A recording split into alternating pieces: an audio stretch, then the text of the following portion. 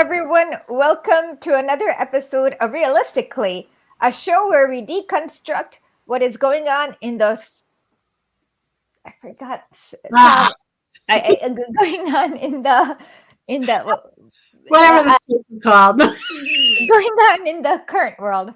Oh, current world. Okay. Contemporary was the word. You didn't tell me what your new sign-in was going to be, so I don't know what to tell you it was going to be. Oh yeah, I memorized it, but then I totally forget the word contemporary blacked out in my mind. Yeah. Well, it is 5 a.m. in the morning for you, so yeah, we'll allow it. Oh yeah. So let's quickly read the chat. Pamilo's here saying hello. Philip. Hello. Renning is here saying excellent. And Rick Solis, I see. Hello, Rick. It's great to have you guys. So today is a special show. We're going to be talking about both Israel and Russia and how they're treated differently. So one really funny thing is that Eurovision is a competition that goes on, is a singing competition that goes on in Europe every year, where they have different like each country gets to send one singer to represent them, and then whoever has the best song wins the competition. So in 2020, since 2022, Russia, which has parts of it in Europe, has been banned because of the invasion of Ukraine. Israel, which has 0% of its land in Europe, is allowed. And the really funny thing is that the person they're sending is like a Russian Israeli. And so Eurovision said, we don't want to be a political, we don't make political statements, which is exactly what they did with Russia. Yep. So once you realize that, you realize they're just like, oh, we're just going to copy NATO. We're just like, we have no independence. Yeah. It's pretty bad. Did you see the basketball teams, the Irish basketball team? Oh yeah, that was glorious. And then everyone, they shouldn't have been playing anyways. I'm like, whatever. Well, I think that so India was the first country to start the boycott against South Africa. And sometime in the 1970s, there's a tennis tournament called the Davis Cup where people where each country goes and plays with each other. And there was a Davis Cup being hosted in South Africa. And since it's a pretty big tournament, so then there were like thousands of tickets sold and things like that. And so India just decided to not go. It was the finals and South Africa won. But they were pissed off enough because it was so I think the Irish women's basketball team should have boycotted the game. Yeah. But they didn't shake hands. They lost. And I think it would have been a bigger statement if everyone just boycotts playing with Israel. Yeah. In any sport. Probably should.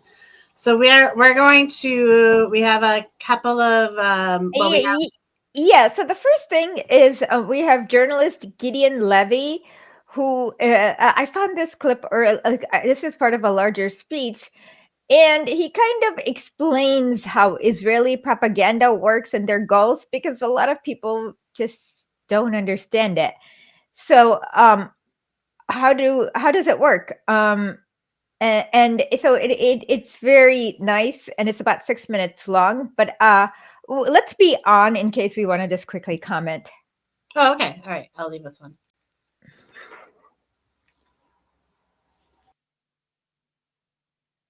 The Israeli society had surrounded itself with shields, with walls, not only physical walls, but also mental walls.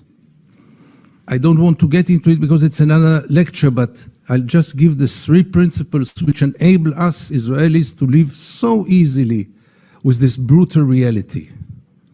A, most of the Israelis, if not all of them, deeply believe that we are the chosen people. And if we are the chosen people, we have the right to do whatever we want. B, there were more brutal occupations in history. There were even longer occupations in history, even though the Israeli occupation gets to quite a nice record.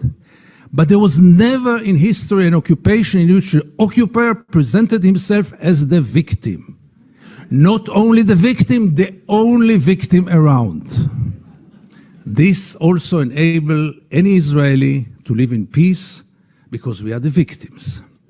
The other day, Professor Falk spoke about this dual strategy of Israel of being a victim on one hand and manipulating the other on the other hand.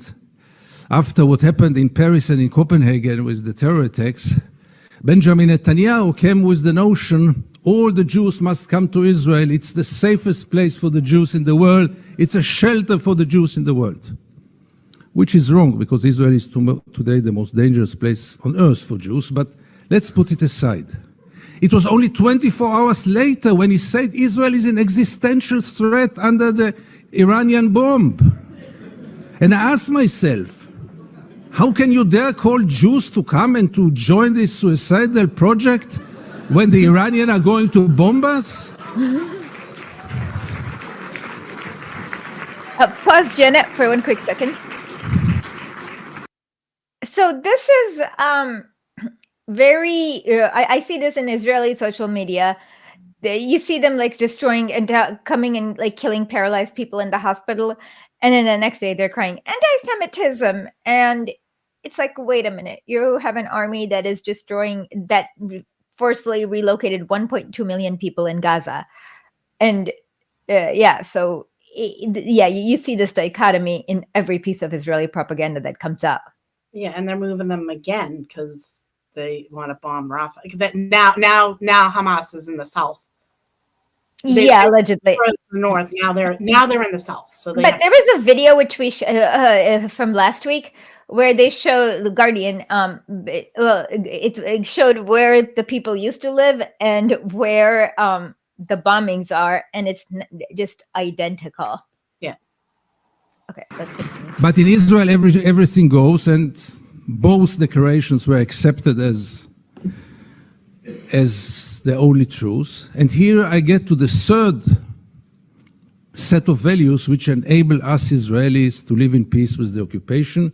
And this is maybe the most crucial one and the worst one. We say victimization, we say chosen people. When I say victimization, it goes without saying we have to mention the Holocaust and the unforgettable Mrs. Golda Meir that the American jury had exported to Israel. She said once, this unforgettable woman, that after the Holocaust, the Jews have the right to do whatever they want. But the third set of values is the most dangerous one, and this is the systematic dehumanization of the Palestinians, which enable us Israelis to live in peace with everything, because if they are not human beings like us, then there is not really a question of human rights. And if you scratch under the skin of almost every Israeli, you will find it there. Almost no one will treat the Palestinians as equal human beings like us. I once wrote that we treat the Palestinians like animals, and I got so many protest letters from animal rights organizations, rightly so. But by the end of the day, how many Israelis did ever try for a moment to put themselves in the place of the Palestinians for a moment, for one day? And I want to give you two examples which will demonstrate it. Many years ago, I interviewed then candidate for Prime Minister Ehud Barak. And I asked him a question which I try to ask in any occasion. Mr. Barak, what would have happened if you would have been born Palestinian? And Barak gave me then the only honest answer he could give me. He said I would have joined a terror organization. What else would have he done? Would he become a poet? He doesn't know to write poems. Would he become a pianist? He's quite a bad pianist, and I doubt if he would have become a collaborator, because he is a fighter. And it became a scandal, because how can you dare to put Ehud Barak to think what would have happened if he would have become a Palestinian? And the second incident, briefly, Second Intifada, the city of Jenin, the most closed city in the West Bank, real total siege. I go out from Jenin, I come to the checkpoint, a Palestinian ambulance is parking there with the red lights. I stand after him, no cars can get out of Jenin in those days, no cars can get in, and I wait. The soldiers are playing backgammon in the tent. Usually I know myself, it's better that I don't get into confrontation with the soldiers because it always ends up very badly. So I stayed in the car. But after 40 minutes, I couldn't take it. And I went out to the car, from the car. I went first to the Palestinian ambulance driver and I asked him, what's going on? He told me that's the routine. They let me wait 1 hour until they come and check the ambulance. And I couldn't take it anymore. And I went to the soldiers. It became a confrontation. But the question that I asked them, which really brought them to direct their weapons toward me, was one. What would have happened if your father would have been lying in this ambulance? This freaked them out. They lost control. How can I dare to compare between their father and the Palestinian in the ambulance? And this set of beliefs that they are not human beings like us enable us Israelis to live in so much peace with those crimes, ongoing crime for so many years, with losing any kind of humanity, values. I heard today people talk about Jewish values. I must be frank with you, I don't know what are Jewish values. I know what are universal values. Let's not get into it, really. Okay.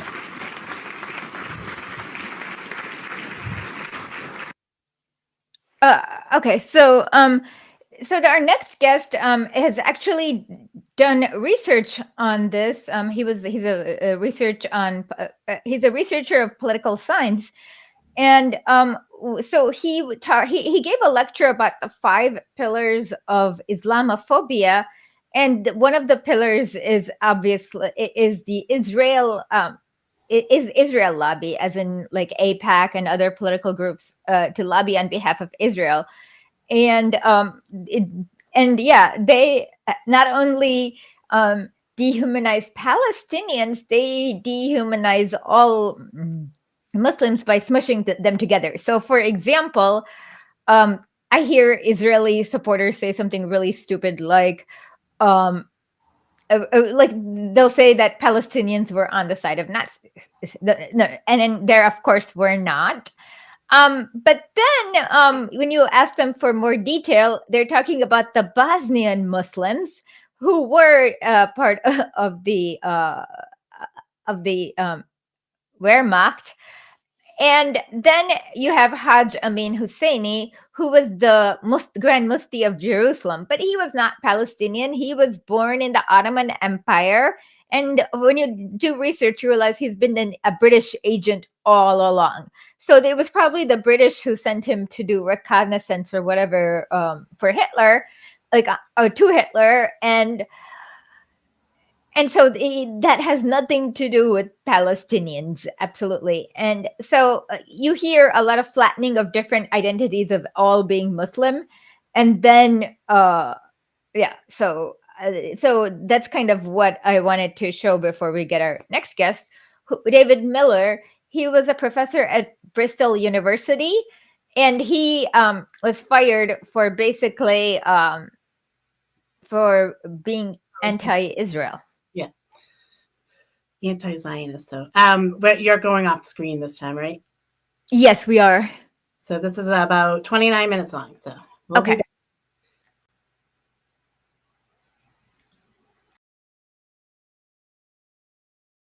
Who researches how groups in power work, and it includes different kinds of lobbies, corporate lobbies, and how they influence governments and how that influences policy. Thank you for joining us, Professor Miller. How are you doing? I'm doing very well. It's been, 5 days since the judgment in my case, and it's been a little bit full on. I don't know how many interviews I've done, but we are well into the scores of them anyhow. Yeah, when the judgment came out, I was actually floored by the flimsy nature of the evidence. So you used to be a professor at Bristol University in the UK. And according to it, you gave a lecture in 2019 where you did you mention the Zionist lobby during that time? Lecture? Yeah. Okay. That's right. Okay. But then it looks like a student who wasn't even in your class complained to the university. So what happened was that two students in my class complained to an Israel lobby group. Mm-hmm. They made a complaint. The university said, you're an Israel lobby group, you're not a student. So you can't make a complaint. The anonymous students didn't want to make a complaint, even anonymously. So the lobby group got another lobby group, the Union of Jewish Students, which is a pro-Israel student organization.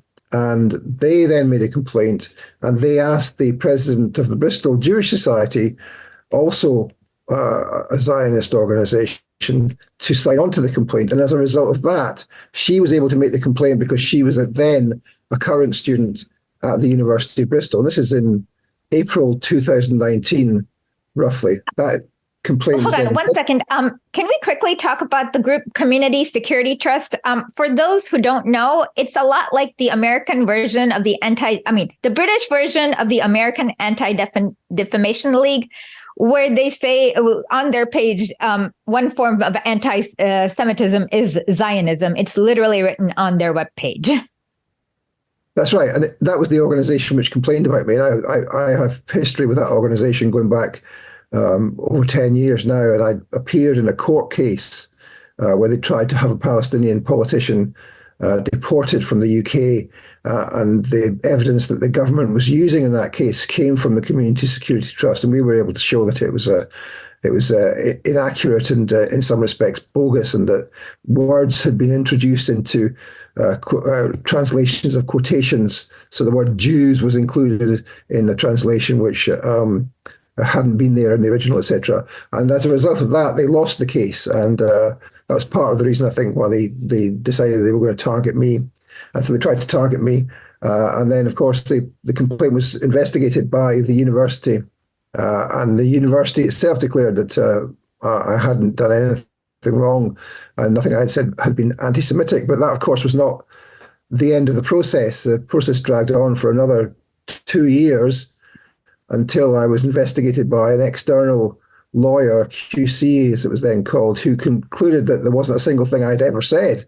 And they looked back at my statements going back a decade. But, two things. Can we just quickly mention that the CSD's funding is about somewhere around £75 million a year, and they are funded by the Foreign Services Office too. The Foreign Services Office in the US? No, Britain. Oh. No. Well, I mean, the Community Security Trust has a massive annual subvention from the Home Office in the UK.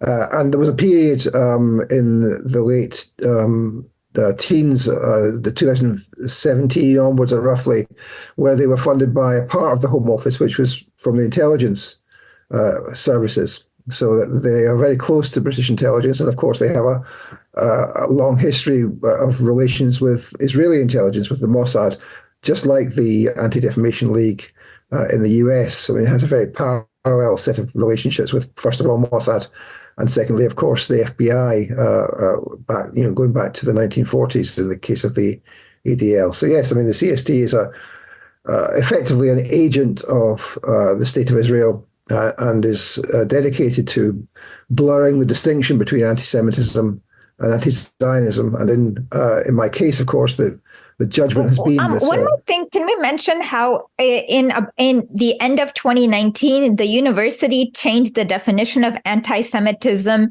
that they adopted?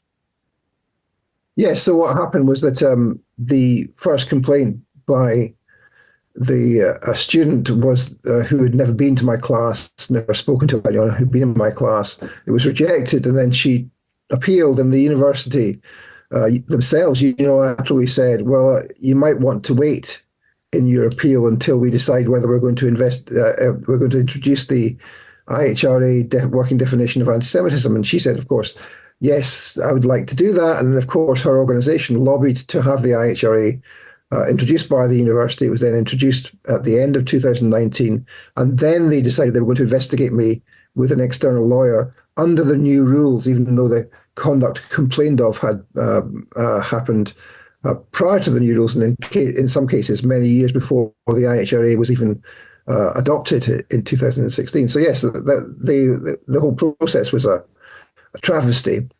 But then even under the new rules, I was found to not to have said or done anything which could be interpreted as being anti-Semitic. In fact, I was clearly an anti-Zionist. And so that then led to a period of 6 weeks where I was given a clearance that I hadn't done anything wrong and no warnings that I should moderate my behaviour. And then 6 weeks later, I went on a public meeting and just referred to the fact that I'd been attacked and complained about. And at which point the Zionists went a little bit crazy, and there was a massive campaign to have me sacked, investigated again and sacked. More than 100 members of the Houses of Parliament wrote to the university calling for me to be sacked.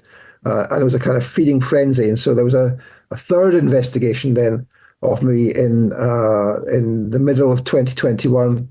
The QC involved again concluded that I wasn't anti-Semitic, but the university decided that although I wasn't anti-Semitic, that nevertheless I had fallen short in the standards expected of staff, by which they meant that some students, the Zionist students, had claimed to feel unsafe as a result of the statements which I had made, and they sacked me.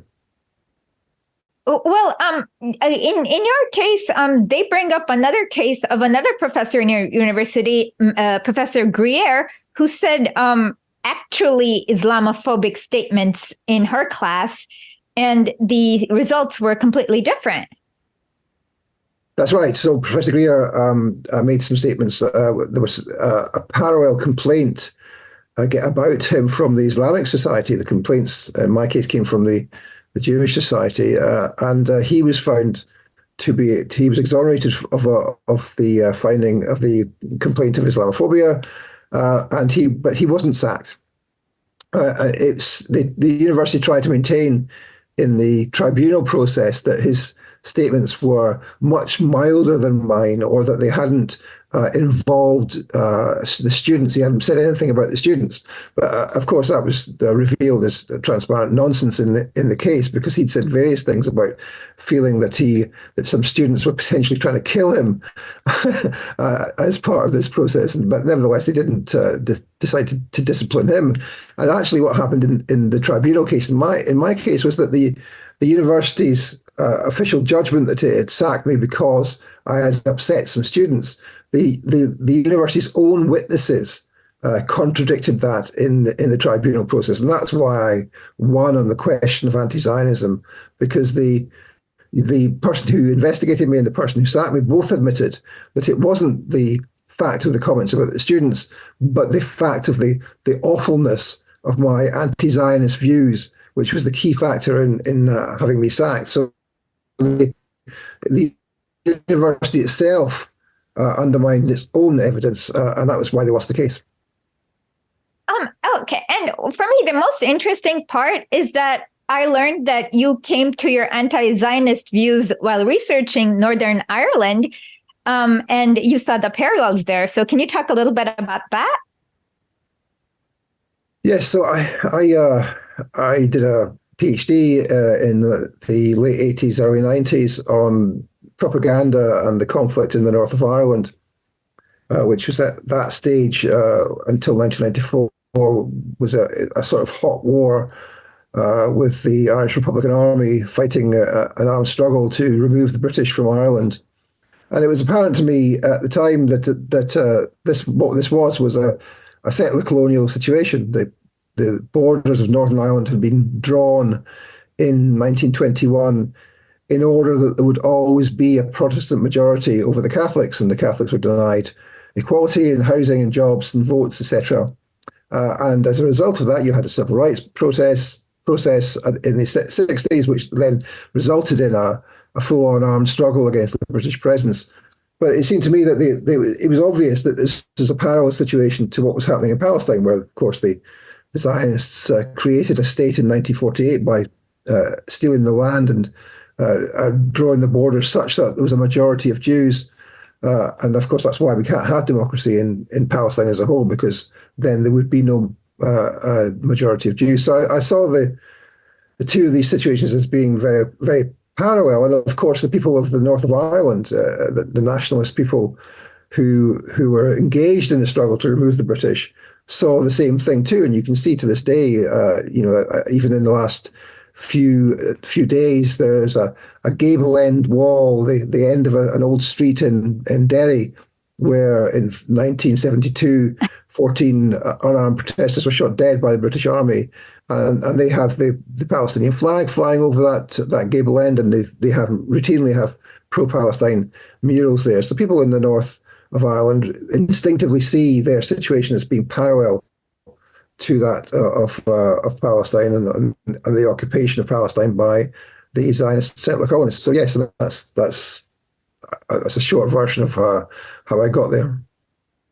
And can you talk a little bit more about your research? And so you were researching different how power works. And when did you realize the influence of the lobby of the people who support Israel? I guess I don't know how to call that.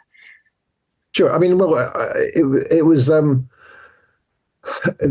process was that we were doing some research on some Islamophobic think tanks in the end of the 2000s, and these were neoconservative think tanks. This came out of the post-Iraq war situation. These were neoconservative think tanks in the UK, the Centre for Social Cohesion and Policy Exchange. They produced a number of different Islamophobic reports, and we were investigating that. And we looked at the available data on who funded these organizations. And these were obscure British charities we'd never heard of. We didn't know what they were. They were often named after individuals who'd set them up with large fortunes from business or whatever. And when we looked at those charities, we discovered that in addition to funding Islamophobic think tanks, they were also funding a whole range of Zionist causes.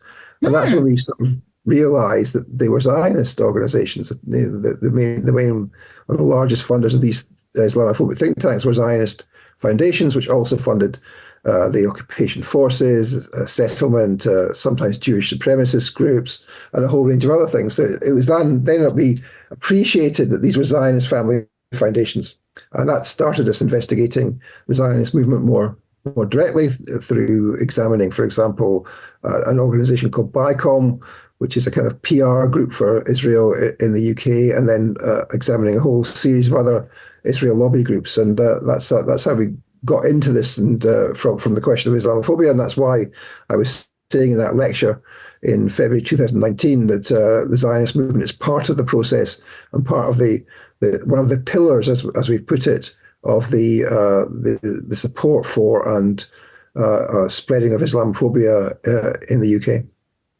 I mean, I've noticed just by looking at Israeli propaganda, I can see there is lots of Islamophobia. Sometimes these comedians dress as Muslims and they're not funny. And so it seems to be accepted as normal with Israeli media when you see the comedians and the outright Islamophobia put out by even IDF members.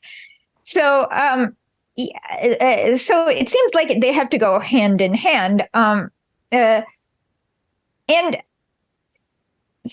does that do you think that has directly affected? I know it. How do you think that has directly affected UK foreign policy? Well, I mean, the concepts with which we understand the role of Muslims in politics today are concepts which have, it turns out from the research that we've done, originated with, to a large extent, Zionist ideologues. Let me give you two examples. So the concept of Islamism, or of the Islamist, that is a form of political Islam.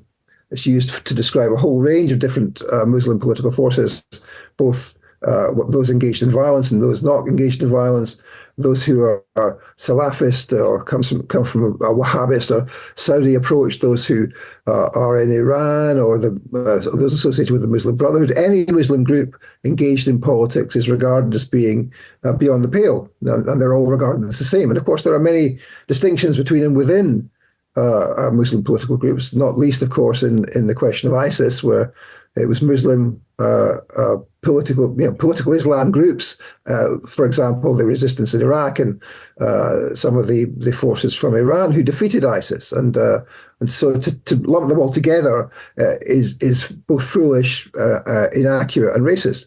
And that concept of the Islamist comes from is coined essentially and spread by key Zionist ideologues, a guy called Bernard Lewis, one of the most famous Orientalist academics, and that's where they come from. So it has a specific Zionist component, and Lewis himself was also involved in the spreading of another concept, which is effectively Islamophobic, which is the idea of Islamic terrorism, which is a subset of Islam, of the notion of Islamism.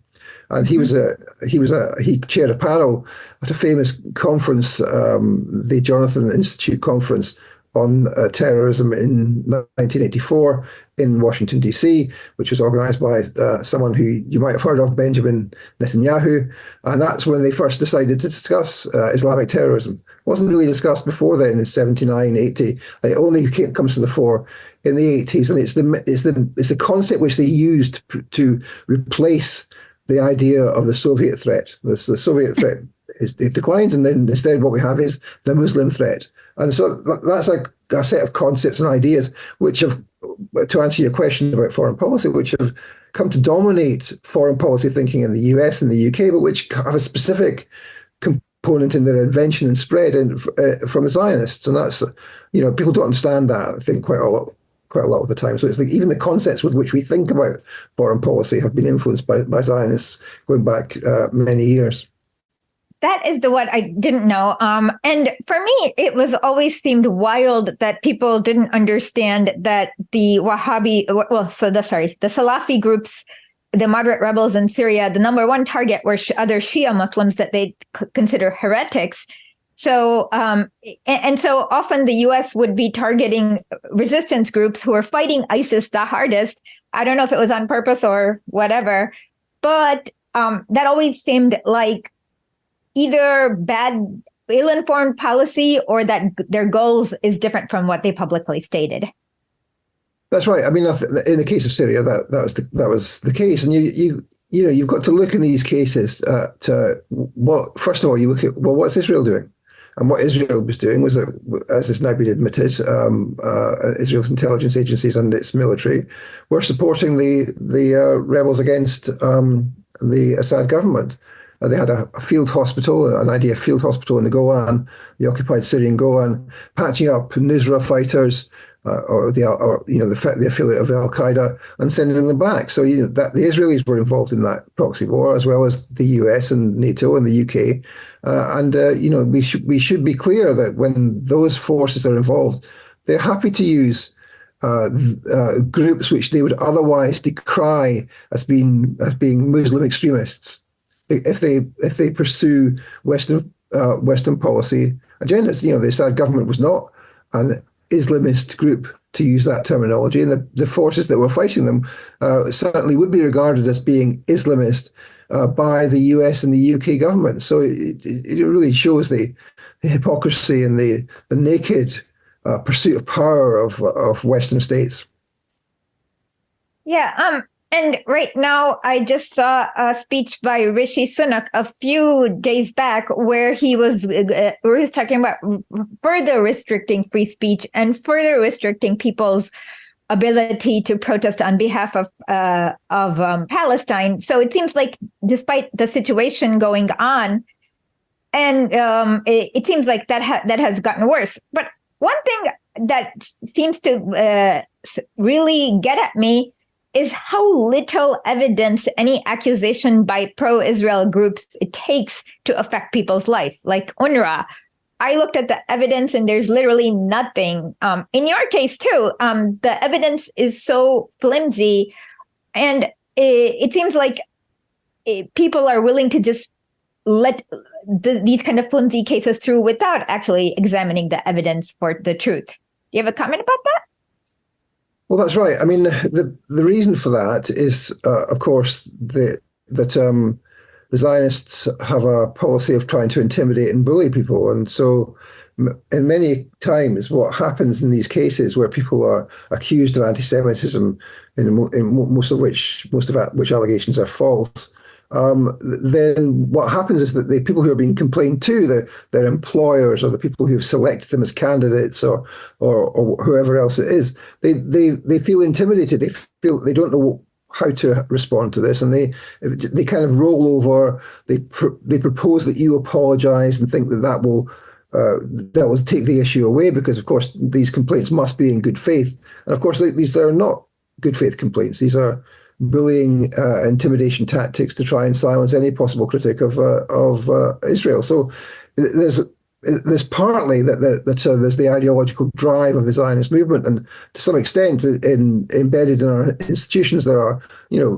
a preponderance of people who are Zionist inclined. But there's also the fact that people who are bullied and intimidated don't understand and back down and silence themselves. And I can see already in my case that there are many people, especially in the British Muslim community, who are now saying to themselves, actually, I don't need to be so quiet. I can now have the confidence of speaking out and saying, actually, I'm an anti-Zionist. Whereas before they would try and avoid saying that in case they got kind of condemned as being anti-Semitic, etc. But the question what we face is that how do we enhance the confidence of people to speak out and to say, no, we're not going to accept this bullying and intimidation. Now, of course, Rishi Sunak's attempt is to go the other direction and to enforce Zionist norms on all of us, but we're approaching the time where that kind of approach will not be so successful.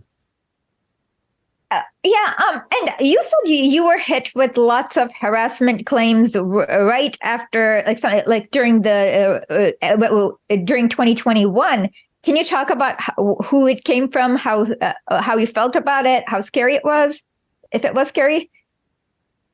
Well, I mean, it's frustrating that you can say things that people then misinterpret, and when you say that's a misinterpretation, this is what I said, and this is what that clearly means, and people just don't listen to you, to the evidence, as you've just been saying. And so instead they say, well, these students feel upset, so they're not just making that up, so you shouldn't be upsetting students.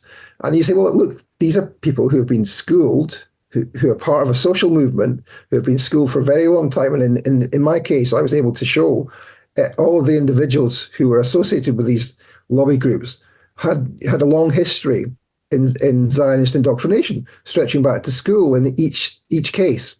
And they, of course, they'd all gone to Israel and exchanged visits, and the free visits they all get, including visiting settlements and all the usual things you would expect. So, but the people at the university didn't know how to deal with that information. They saw the information. I submitted lots and lots of evidence, and they saw the evidence, but they didn't really understand that they had that what they should do in relation to the policies of the university for investigations was to actually investigate whether what I was saying was true or not.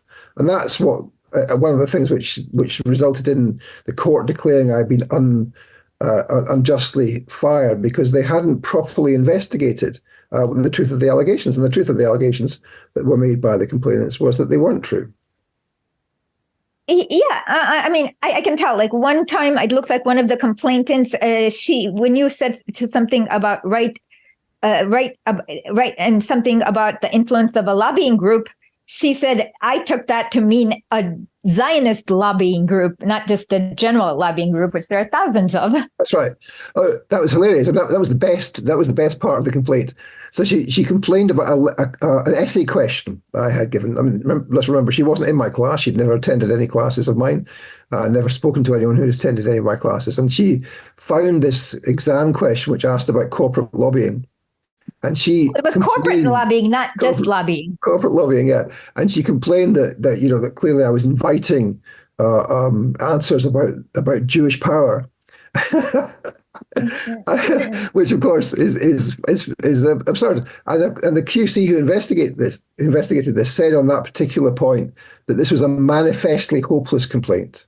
So it was clear to the QC, but the university sort of just didn't understand that what that meant was that you had ideologically motivated members of a social movement trying to sack one of their professors for political reasons. Yeah, and like I said, from both the UK and the US, I've seen professors boldly spew out anti-Islamic bigotry with absolutely no consequences. And in fact, the students students' complaints are just thrown out. And so the fact that they were able to, they did that they were able to successfully terminate you kind of shows that there were, and of course, it wasn't just university students. A member of the House of Lords got involved, right?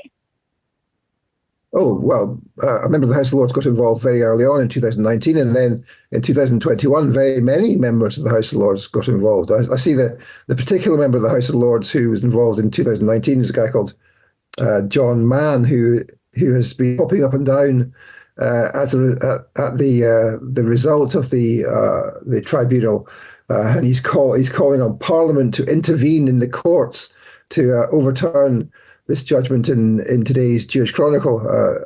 Absolutely hilarious. So what he wants to do, presumably, is abolish the separation of powers and usher in fascism just so that I can be defeated. I mean, that seems a little bit of an overreaction, if I might put it that way. Quickly, so where do people reach you? So I'm on X, formerly Twitter, at tracking_power, and I have a crowdfunder, I should say, that very large legal fees have been attracted as a result of this. The law is that you can't claim the legal fees back from your ex-employer, even though they have lost the case. So I still have about £30,000 of fees, wow, legal fees to pay. So I've got a crowdfunder going, and that you can access that at fightingfund.org as well. Okay. And what are you planning on working on next? Are you going to continue with your organizations to track power, or are you what are you planning on doing next? Sure. So I mean, for the last year, I've been doing actually 2 years now, a show called Palestine Declassified, a weekly television show. I love that. It's on Press TV, right? On Press TV, yeah. So as a result of doing that, I spend most of my working life investigating Zionism, which is much more than I did before when I had an academic job and I had to do teaching and marking. So I'm grateful to the Zionists for having me sacked so that I can spend more time investigating them. And so I'll continue to do that. And I'm going to be making a documentary quite soon. And I've got a book coming out and lots of other research happening on Zionism, on propaganda and power. And so I'll continue to do that. I mean, I'm very much enjoying that aspect of my working life. That's great. And thank you for joining us in your busy schedule today. I really appreciate it. It's a pleasure. Have a great. Hello, everyone. We're back. Yeah, to me, like I said, this is interesting to understand how many, just how involved the lobby on behalf of Israel is. Like, I don't think any other country in either the US or the UK has is so involved and so intricate. Yeah, so it's weird. It's so weird how they can come at the people like this, and then the pro-Palestinians would have no say in someone that's being complete Zionist. And yeah, not long ago, an NYPD,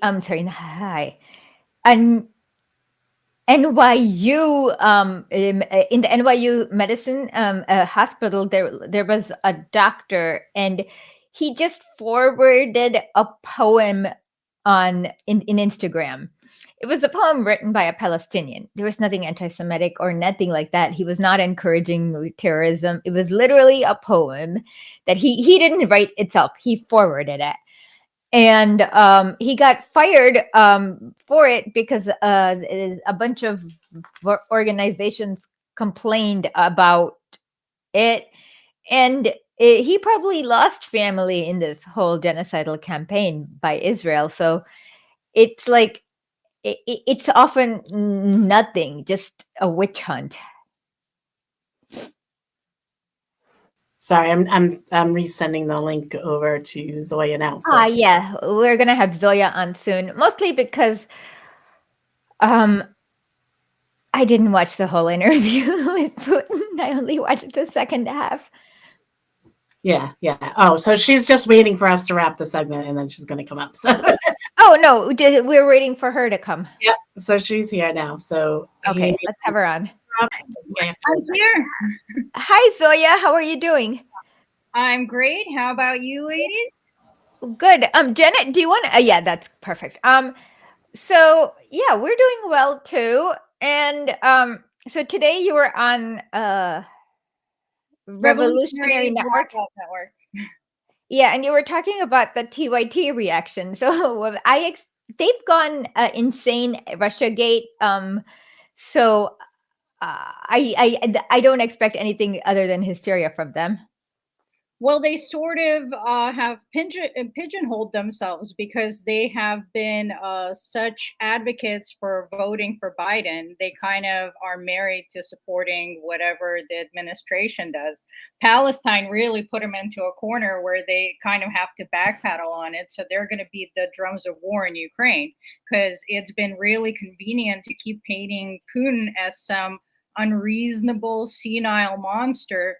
And nothing could have been more amazing than Biden giving that interview right on the heels of Putin's interview. Yeah, Sisi, the president of Mexico, and I've seen some Egyptian TikToks where they're calling him El Mexiqui, which means the Mexican. Yeah, it's just embarrassing for America. I mean, I don't know how you can be an American and see that as your leader, as your president, agree with him or not, and just have him represent your country on the world stage. Oh yeah. And like I said, for me, there's nothing new. This is the same exact speech he gave on February 22nd, 2022, and a lot of times afterwards. That one thing is that when he gives actual, like, one thing about the West that really irritates me is that the outrage about their narrative being challenged is much more greater, that they don't even check to see if they're right. So for example, there's a fantasy about how the about the Molotov-Ribbentrop Pact, where the Soviets allegedly aligned with Hitler to divide Poland. But they don't tell you that in 1917, like, the group of British and Americans were in a back room, smoke-filled back room, where they basically created the Polish army and dropped them off, like where Warsaw is, in order to defeat the Soviet Union. And then they armed them to the teeth, and it was filled with Pilsudski was basically a member of the White Army, and it was filled with reactionaries. They committed so many anti-Jewish pogroms. And in fact, in 1920, the US State Department said that it was impossible for Jews to live in Poland. And in 1926, so they started with the Nuremberg laws 10 years before Germany did. And they also had fascism a good 10 years before Germany did. And there were many deals and agreements between Poland and Germany. Like in 1934, they had a non-aggression and mutual defense pact. That meant that Poland, if Germany should join a war, Poland was obligated to do it. And what happened in 1939 is that France and Britain also signed a mutual defense pact, but they didn't follow through. Like, if they had, they could have stopped the war then. No. So France was all like, they did not send a single soldier when Poland was invaded. And on top of it, Poland did blockade Danzig. That's like a matter of historical record. But still, people are outraged that he challenged the Western narrative about the Polish victimization as opposed to understanding what Poland was between 1917 and 1939. And it's no coincidence that Poland borders Ukraine and that some of these influences were seeping into the most Western regions. And they had their own territorial disputes, but the Nazi propaganda was closer on the West side than the East. And the little known fact is, because of the education in America, is that yes, Russia did sign a non-aggression pact with Germany, but they were one of the last countries to do so. And they try to vilify it when this was just a simple security move. Oh, wait, let me explain it a little bit more. During the 1920 war, between the Russo-Soviet War, Poland basically took half of Belarus, half of Ukraine, all of Latvia, including like the capital Vilna, some of a lot of Latvia, some of Lithuania. And so within this Molotov-Ribbentrop Pact, basically Russia got its territory that Poland had stolen back.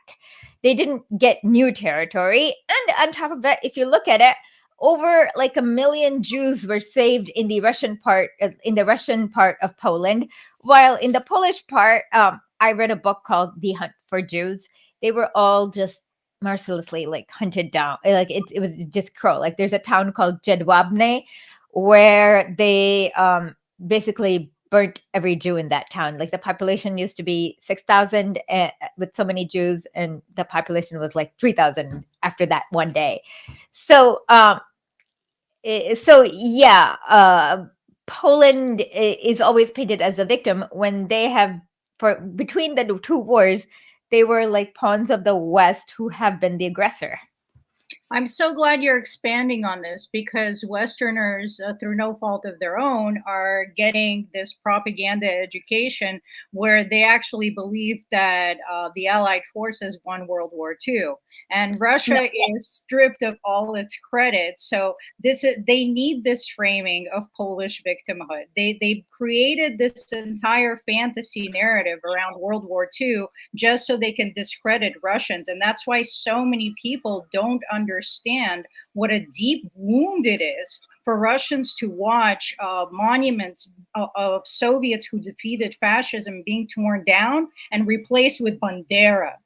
Oh yeah, I've seen, not seen, but I've heard of. I've seen a little bit too. Yeah. For example, I was in Mariupol last year, and there was this like during it was like in 2014, a little after Maidan, when like the Azov ran wild in Mariupol. There was this like monument to Soviet soldiers that were like basically cut in half, and the other like half of it was blown off. And now they're rebuilding it back, but I could see how the people in that neighborhood were just shocked. They were like, for me, it was unbelievable. I could not believe there was somebody who would want to do that. Well, because Russians sacrifice so much. And when you're living there, you have, grandparents and relatives that you lost to that. And Ukraine was doing all of this in a guise of covering up communism and bringing nationalism to Ukraine. But you don't have to disgrace people who defeated the Nazis or ancestors of the people who lived there in order to have some form of a national identity. You also don't have to choose an OUN Nazi collaborator that was butchering people, including Polish, including Jewish, including Romani. I mean, I've seen pictures of OUN massacres, and they literally used axes and plows or whatever they could find. The images are brutal. Well, I wrote an article last year, like criticizing the Canadian Victims of Communism Memorial, where they had Roman Shukhevich. And the acts were so brutal that there was a Wehrmacht officer who was shocked by their brutality. Imagine how brutal you have to be shocked, but to gross out a Wehrmacht officer. Yes. So yeah, the OUN were extremely, like, they did the Babi Yar, which was basically like using shovels to kill like 45,000 people on a weekend. And there was so much blood that the taps had blood instead of water running. The blood had slipped to the water table, and literally when you turned on the taps, it had blood and not water. So yeah, people. And this is who now is commemorated in every Ukrainian city, in street signs, in statues, on mall steps, in books. And we have a whole generation of Ukrainians raised on believing that this was a national hero. Oh yeah, I saw a textbook in that people in Lugansk had confiscated. So it was an alphabet book for kindergartners. I don't remember what A stood for, but I do remember what B stood for. Bandera. It's a travesty. So they're like it's for kindergartners. So you're telling kindergartners B is for Bandera, who was our national hero, who tried to liberate us from Polish occupation and also Soviet oppression, blah, blah, blah, blah. And it was just disgusting. But I want also Westerners to understand this and understand this level of propaganda, because sure, it's easy to say Ukrainians are all Nazis, let's kill them, fuck them. But it's a really one-dimensional worldview, because we have to realize this was done to these people. Like whoever is in kindergarten reading that book, and I've deprogrammed Ukrainians, they just did, like, that's what they're accepting as reality because they're being indoctrinated. And I was teaching some Ukrainian refugees kids, because the school where I teach can issue visas, and these are not Nazis. They're a little bit brainwashed, but they're the sweetest, kindest children, and they went back there at the end of the last school year, and they're now of military service age. So I'm wondering when these children are going to be force drafted. And I talk to people that have served on the front lines. They say if you refuse to go into battle, they will shoot you. So literally, and we've seen the kidnappings of people from the streets for mobilization. They are literally being forced into this at the barrel of a gun. The main Azov battalions were eradicated at the beginning of this operation. Now there's still some in high command and some rogue units, but their main strength has been broken. And unfortunately, there's thousands of people who want nothing to do with this and are being forced to do this. I saw a video before coming on here. I didn't verify the video. I don't know where it came from. Oh yeah, I think it's true actually. The Down syndrome, like they're putting Down syndrome, a Down syndrome person in fighting now. Yeah. Yeah. So I interviewed a few prisoners of war last year, and a lot from Ukraine, and a lot of them are just they seemed pretty normal, and they seem to be actually glad to be out of the battlefield because like they found that they were kind of put in the middle of as a cannon fodder without, like, they were failed by their commanders. Oh, yes. I know people who at the beginning of this special operation were all gung-ho for Ukraine, let's kill all the orcs. And a couple of months ago, they all realized that they're fighting for BlackRock, not Ukraine or independence. And they're saying that their units are in disarray. Now, that like 10% of the unit is left. There's no helmets. There's no first aid kits. So they realized, and a bunch of them have actually started to defect. They're looking for people to bribe. They will shoot themselves in the foot. They will do anything to get off of that battlefield. And we've seen people surrender and switch sides. Yeah, I haven't seen that. I just have seen people who seem to be glad to be out of the battlefield, and not just stuck. So is there like a clip you want to discuss, like show with the Putin Tucker interview, so we can further discuss?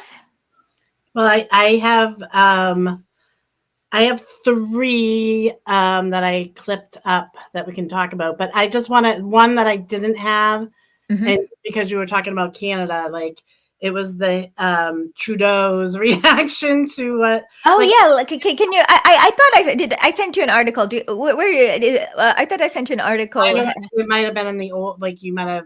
Did you? Oh, okay. Let me just explain. Trudeau is mad that Putin basically was like, "Oh, look at Canada. They hosted this UPA member who claimed," and it's like, yeah, Trudeau should feel that way because he hosted somebody. The parliament gave a standing ovation to somebody who literally explained the years between 1941 and 1945 as the best years of his life when he was a member of the UPA, while they were like massacring like 600 and over 600 villages in Belarus, as in exterminating every single person, man, women, and child who lived there because of partisan activity. So anyone who describes that as the best years of their life is sick, and you should not. And the like, and then Trudeau put ignorance, like he didn't know he was an art. Like, what do you call somebody who fights the Soviet Union in 1942? Right. And let's contextualize it even a little more.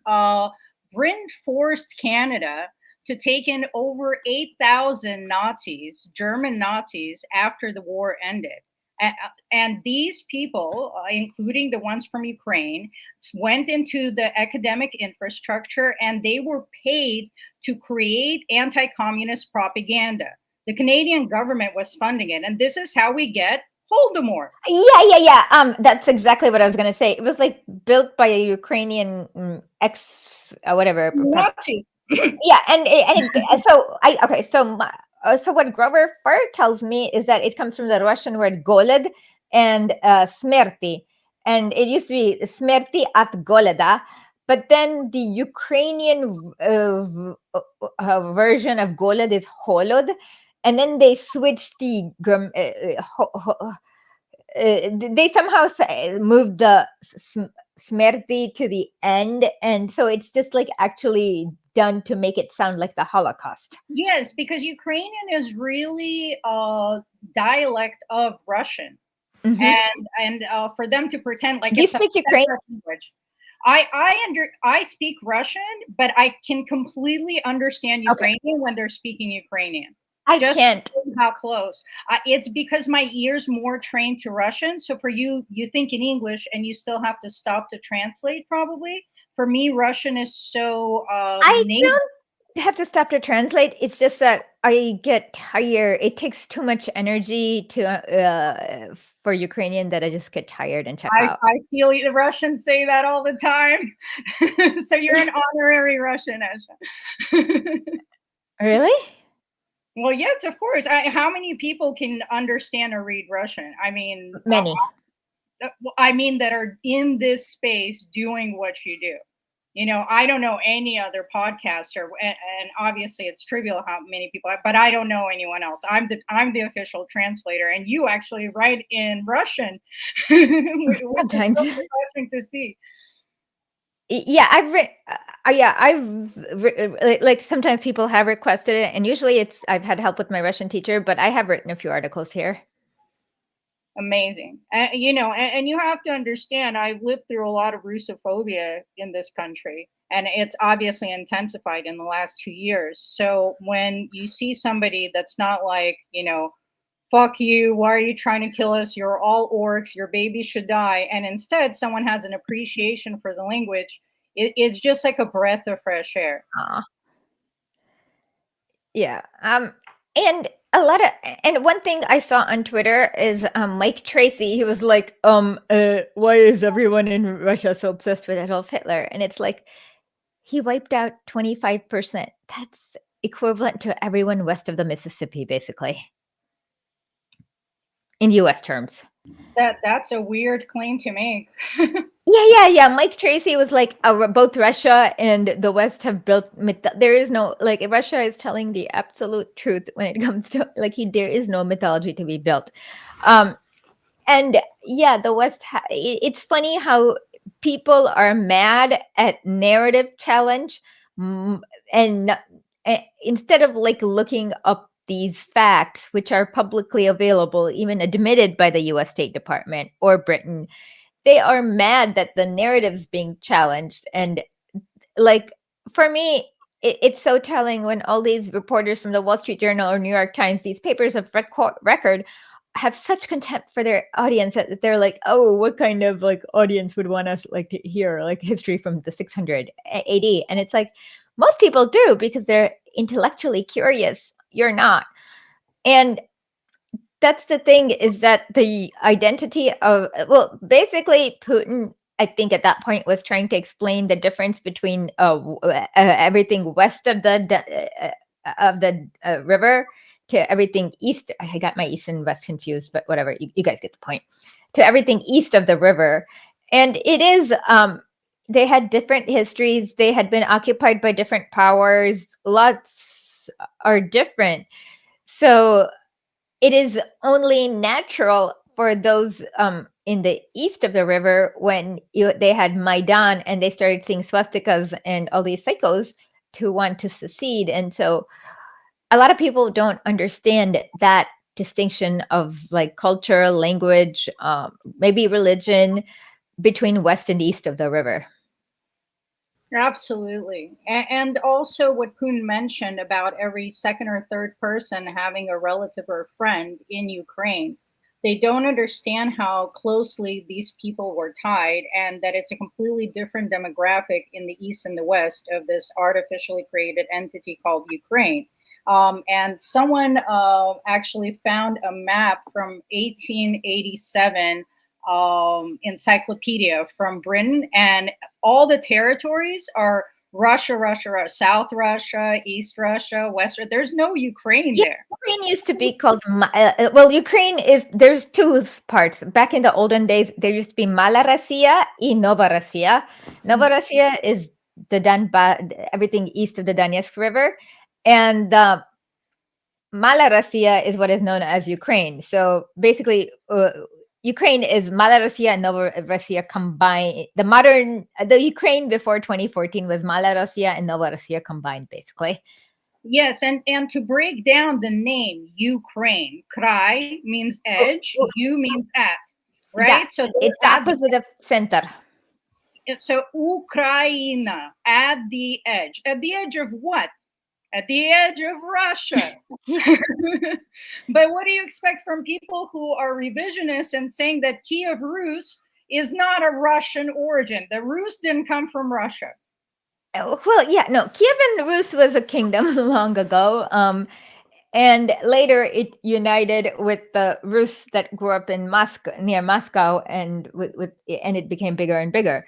But yeah, it's ridiculous. And I've had people argue that, oh, Kiev used to be very modern in the 1700s, and I'm like, sure it was, but that was not Kiev in during World War II.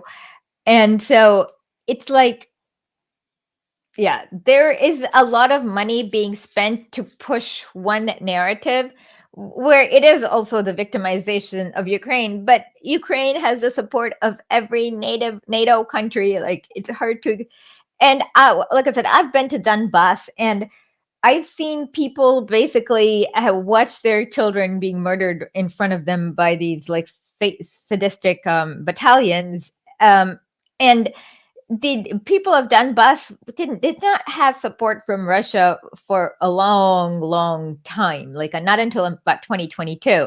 They were basically kind of fighting on their own the best they could. And there's a lot of Russians that were actually upset about that, because they saw them as brothers and sisters and thought that Putin should go in much earlier. And actually, Putin was exhausting every diplomatic option. And this is why what he did is not an invasion, it's an intervention. Because according to international law, once Ukraine started bombing civilians, cut off electricity, cut off water. And this happened during the ADO operations in 2014, just so we know. Yes. So at this point, they're committing war crimes, and under the UN Charter, you are allowed to intervene in a border dispute in order to save civilian life. They were being genocided. Yeah. So for me, this is similar to what Vietnam did to Cambodia in 1979, because Cambodia was having, well, Pol Pot was CIA's man, and they were just having extreme crisis. There was like mass starvation. There was obviously people fighting a civil war there. It was just cruel, everything. So Vietnam came and liberated Cambodia from Pol Pot and actually set up a pretty good system. Like they gave, and they were not at the stage to do anything like this because they had just survived the US bombing campaign for over 10, 15 years. So to me, this is I would interpret it similarly to what Vietnam did with Cambodia in 1979. And Russia does not need territorial expansion because they span 2 continents. They can barely manage the territory Yes, thank you for saying that. My God, it's the largest country on earth. Why would they think they need this, slice of territory? Even in the first, not the first, because this is after the Minsk agreements, but the negotiated peace agreement that happened in Turkey, in Istanbul. That was in 2022 or 2023, where Boris Johnson sabotaged it. Exactly. And under those peace terms, Russia was willing to return land for neutrality and denazification. So if it was about land expansion, why would they offer to return land that they spilled Russian blood in order to liberate? When Putin's talking about, when they bring up, Tucker's bringing up like Orban and Hungary, and that there's a part of Ukraine that there's a bunch of Hungarian people in that would like to go back. And he's like, oh, did you talk to Orban about that? And he's like, why would I talk to him? It's the people that want to go back there, and so he's saying that. But the funny thing is my father came down, I don't know if it was earlier today or yesterday, and he's like, oh, they're talking about, and now Putin during that was saying, we were looking, Hungarian people want to do this. Well, there was a committee that Putin put together to look into this. Well, they assume now, like they were going around saying, oh, well, he wants Alaska. So there was like a Hill article and everything and they never even mentioned Alaska. They were talking about Ukraine, and then the Westerners had to sit there and make it like he's trying to take back Alaska too.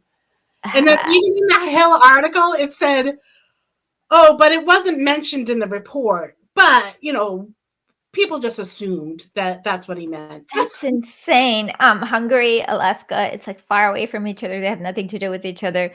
Russia. Have you guys seen the headlines about this Tucker Putin interview? The Western media is doing the same thing. They published articles saying that Putin threatens nuclear war. He did not. He said that if there is nuclear war, we are ready to defend ourselves till the end. So Russia has a no first strike policy. US doesn't. Yeah. And Putin repeatedly said he wants peace and diplomacy and compromise and negotiations like any normal country that isn't a bully and wants prosperity for itself and others. But we see how the Western mainstream media takes an interview like that, where the man said multiple times he wants peace, how he wants peace, how he tried, and turns it into Putin threatens nuclear war. Mm-hmm. After they ask if there is a nuclear war, what would you do? Is literally like something. The question was that. Yeah, it's just totally ridiculous. Now I lost my thought that I was going to say, but okay.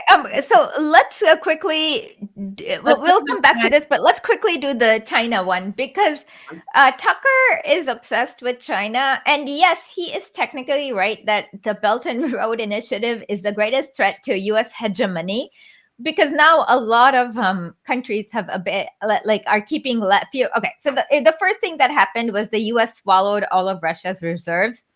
And this scared many countries, and they were like, "Oh, if the U.S. is going to do that, we don't want to keep any reserves in the dollars. We're going to diversify." And so during that, what happened is that for many Belt and Road initiatives, many countries started paying in the Chinese yuan.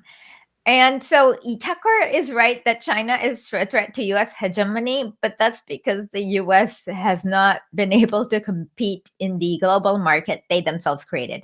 They're upset that China's winning in the U.S. made the rules and they just literally can't compete in the free market. I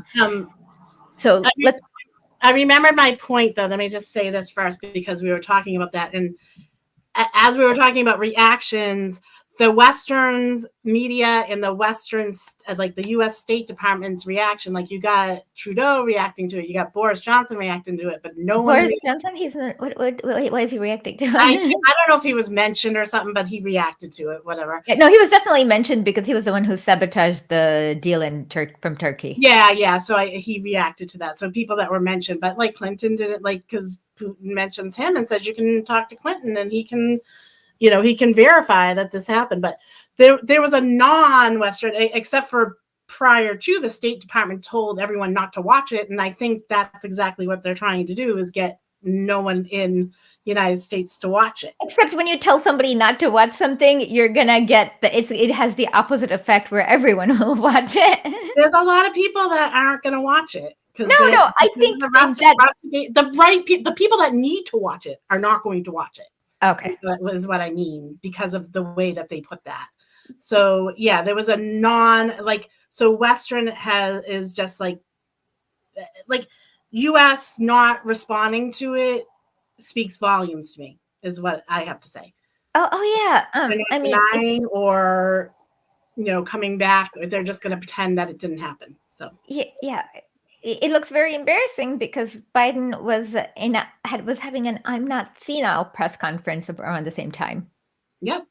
But what's good is that Tucker does have a pro-Russia audience in some Republican spheres, and those people are anti-China. And Putin debunked the China narrative in the time that he had. So at least those people, maybe some of them, I'm hoping, got their eyes open. Yeah, so that's what we're going to play right now. So I'll keep us on screen. Yep, this is the one. So the question is what comes next, and maybe you trade one colonial power for another, much less sentimental and forgiving colonial power. I mean, is the BRICS, for example, in danger of being completely dominated by the Chinese economy in a way that's not good for their sovereignty? Do you worry about that? We have heard those boogeyman stories before. It is a boogeyman story. We're neighbors with China. You cannot choose neighbors just as you cannot choose close relatives. We share a border of 1,000 kilometers with them. This is number one. Second, we have a centuries-long history of coexistence. We're used to it. Third, China's foreign policy philosophy is not aggressive. Its idea is to always look for compromise, and we can see that. The next point is as follows. We are always told the same boogeyman story, and here it goes again, through an euphemistic form, but it is still the same boogeyman story. The cooperation with China keeps increasing. The pace at which China's cooperation with Europe is growing is higher and greater than that of the growth of Chinese-Russian cooperation. Ask Europeans, aren't they afraid? They might be, I don't know. But they are still trying to access China's market at all costs, especially now that they are facing economic problems. Chinese businesses are also exploring the European market.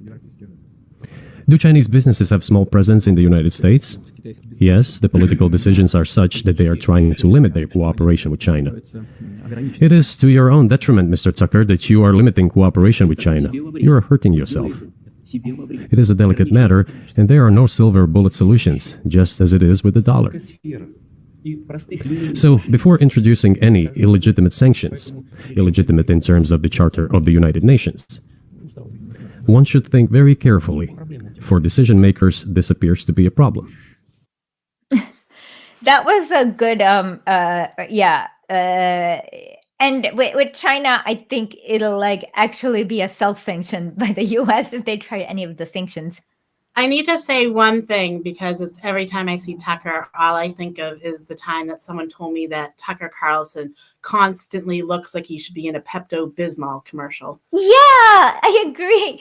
He does constantly. His looks are always that, like, I just swallowed He's in a some. little stomach distress at all times. Yeah, that's what I get too.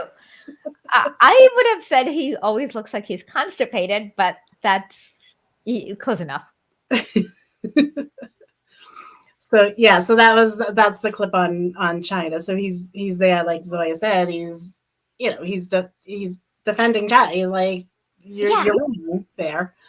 So and I've read State Department memos where they admit this much, as in China. So like all these countries just are initiate the project, but they're the ones who are asking. So it can't be imperialism, even though all the crap that they put in the newspapers.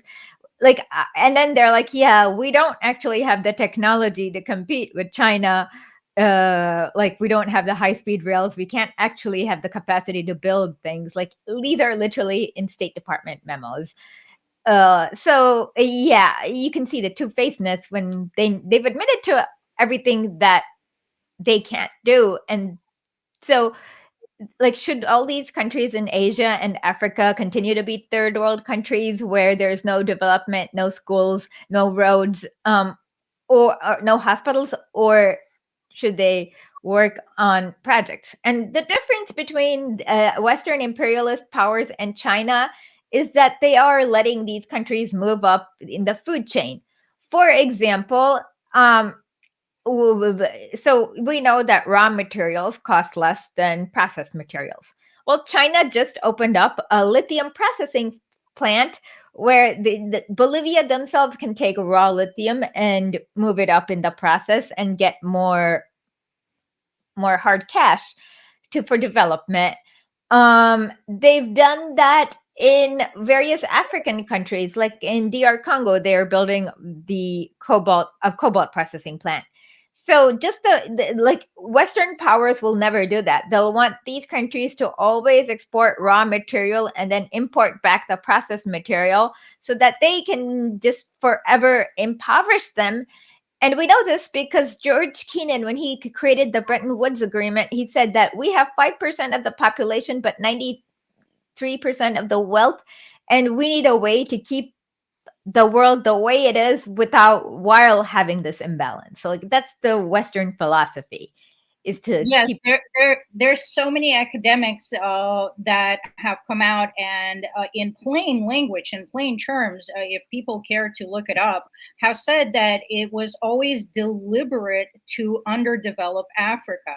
And we see China and also Russia in part coming into Africa and treating them as partners, building infrastructure, building roads, offering military support. Yes, That's the most important. Burkina Faso.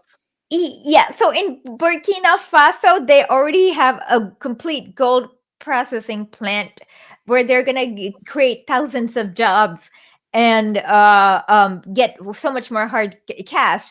And like if Russia didn't kick out France, like none of this would be happening. In Niger, I'm not sure of Russia's role in kicking out France there. But Nigeria are selling uranium for 250 euros per kilogram. When like they had deals with the French, it was 50 cents per kilogram. Yes, and France doesn't have any gold mines, yet they have one of the world's largest gold reserves. And that's all been extracted from Africa, while those countries are in poverty and cannot feed their citizens. Yeah, it's completely so. I'm glad. I mean, for Burkina Faso, Mali, Chad, and Niger, I've just seen nothing but good news, except for the people in the West labeling them as a junta and whatever. But for a lot of people in third world countries, the process matters very little. For them, what matters is the results they say. So if they're having a job in a stable job in a gold mining plant, that matters 1,000 times more than whether the person went through like an election process or whether there was a coup d'etat or whatever else you want to say. And of course, the military's job is to protect the sovereignty of the nation. In case of Niger, the president was actually like an NED recruit. So he was the threat to the sovereignty of the nation. And so it is the military's job to remove him if he is colluding with a hostile foreign power. Yes, and to add on just some statistical data to the whole BRICS discourse, when Saudi Arabia and Russia are both members, you have 2 out of 3 of the largest energy producers in the world under 1/10. Russia, China, Brazil, and India possess 30% of the Earth's dry surface and related natural resources. Almost 50% of the world's wheat and rice production are in the BRICS.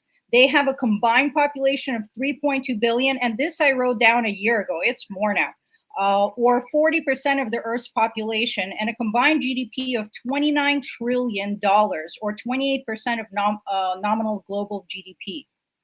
So if one uses purchasing power parity to measure GDP, then the BRICS share is over 54%. And as we know, there's many other countries applying. Well, Iran just joined BRICS. Yeah, so these stats are outdated. It's actually even more now. And I just want people to realize how much power is focused in this BRICS enterprise. Yeah, a lot of people. I just saw that it was 34 countries. That was like last week. What? 34 more countries have asked to join. Ah, okay. Right, okay. Well, the first one they let in is Iran. But yeah, and a lot of this new, like for the first like almost 20 years, for no one, it was just literally the Brazil, Russia, India, and China, and South Africa. But I think after the US dollar fiasco with Russia, all these countries are looking for alternatives. And like Russia and India trade by a mix of rubles and rupees. And so they are looking for an alternative. They don't want to use dollars in transactions not related to the US. Yeah, so we're seeing U.S. hegemony and the U.S. dollar being threatened. And that's actually everything we're touching upon, what's happening in Africa, everything we're mentioning. This is why NATO is in Ukraine. It's not any of the reasons they're trying to pretend in the media. They were trying to weaken Russia because Russia opposes a threat to them. It threatens their monopoly on the world. And Russia, even we see this illustrated because Russia just offered support to Iraq, to Baghdad, to military support and on-ground troops in kicking out U.S. Which is exactly what they did in Syria. Mm-hmm. And one thing you can tell about Russia's relationship with Syria is that here, like there's a lot of Syrian products being sold. So it's like, it seems more partnershipy. The US, it's more colonial relationship with Iraq. So yeah, the Iraq so for a while now, the U.S. has not been able to maintain its little bases, so they've been consolidating all their personnel into bigger bases. Like, so basically, many of these like little groups have drones that can hit the base that the base can't handle. So but they're not obviously going to publicize this in like front page news. You have to read those defense magazines and like get nerdy about the equipment shipments or something, and then do this. But so that's basically, that means the US cannot really stay in Iraq indefinitely. It's inevitable in the next few years. But they like doing that because they extract a lot of resources from Iraq. I can give you thousands of examples. For example, in 2004, since 2004, the U.S. has forced Iraq to put all their oil money in the U.S. in dollars in the U.S. Federal Reserve. So, so now that's kind of where you see the extreme panic in the way they talk and the way they act, but they're just not letting the people understand what's going on, I guess. What else can we expect from them? It's because the elites have their own interests, and they don't care about people, even in America, even in Germany and France, in their own countries. So many people do not want to be funding war. They have seen the cost of living rise to unsustainable levels, and they are wondering why their governments in the EU, in the US, in the West are funding these endless wars while social benefits are getting defunded. Well, social benefits are defunded to get people to work in precarious jobs. Of course, you know what I just saw today, Esha? It's so mind-blowing. They're now recruiting seniors into the military in What the hell? United States. Yeah, I'll send you a link later, and they're offering them $75,000. So these people who and the elderly have been having a tougher and tougher time just sustaining with less and less social benefits. And like you're saying, it's forcing them into a position when then they have to accept offers like this. Okay. Jenna, what's our next clip? I'm gonna do the Nord Stream, the other one I have. Yeah, that's actually a good one because Sweden just recently announced that they're closing the investigation because they couldn't find evidence, but I actually think it's the opposite. They're closing the investigation because they found the smoking gun. Yeah. Here we go. Who blew up Nord Stream? You for sure. I was busy that day. Nate, do you have? I did not blow up Nord Stream. Thank you, though. У вас лично, может быть, есть алиби. У вас лично. You personally may have an alibi, but the CIA has no such alibi. Do you have evidence that NATO or the CIA did it?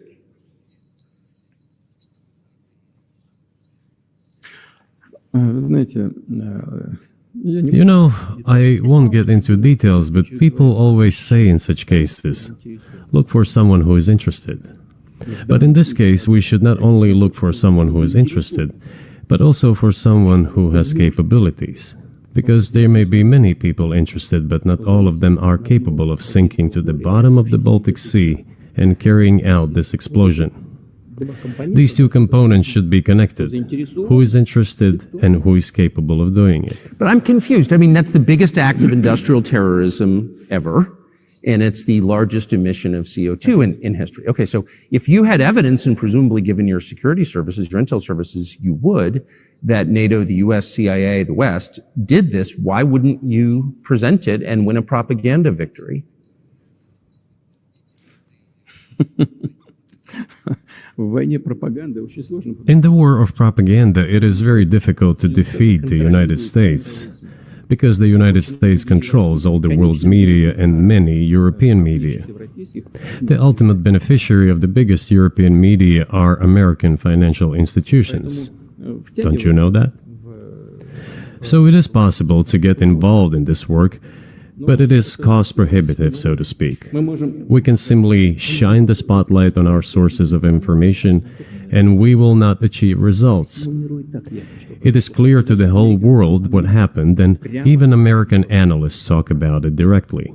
It's true. Yes, but here's a question you may be able to answer. You worked in Germany, famously. The Germans clearly know that their NATO partner did this, and it damaged their economy greatly. It may never recover. Why are they being silent about it? That's very confusing to me. Why wouldn't the Germans say something about it? Меня это тоже удивляет. This also confuses me. But today's German leadership is guided by the interests of the collective West rather than its national interests. Otherwise, it is difficult to explain the logic of their action or inaction. Yeah, I gotta say that he's trying to teach. Oops, I just took the wrong thing off. Okay, he's trying to teach the Tucker Carlson how to use logic, and that it's not logical, Putin. Like it's not gonna happen. Yeah, Putin's okay. So, like I said, it's obvious who like the Germans were being tempted. They were having heat shortages, and it's very obvious who wanted to blow it up to like make sure that there's a uniform position within all NATO countries. And how can any logical person really buy into this narrative that Russia blew up its own Well, I know it can turn off. They have the off button. Yes, I've been saying this forever. Why would they do? How can any reasonable person really believe that? It just shows the state of Western minds and how preconditioned they are to accept that Russia's at fault for anything. You know, like gaining weight, your boyfriend dumped you, it's Russia's fault. I like through the whole interview too is that like Tucker kept wanting Putin to answer for other people. Like, why would the Germans do that?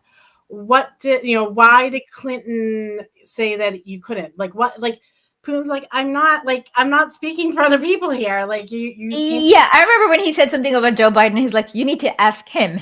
Yeah. And another thing that was a little frustrating for me as a Russian speaker about the interview, it's mostly accurate, but it's often mistranslated. Yeah, oh my God, this happens to every single, okay, it doesn't matter which country, Russia, any hostile country, they get completely mistranslated.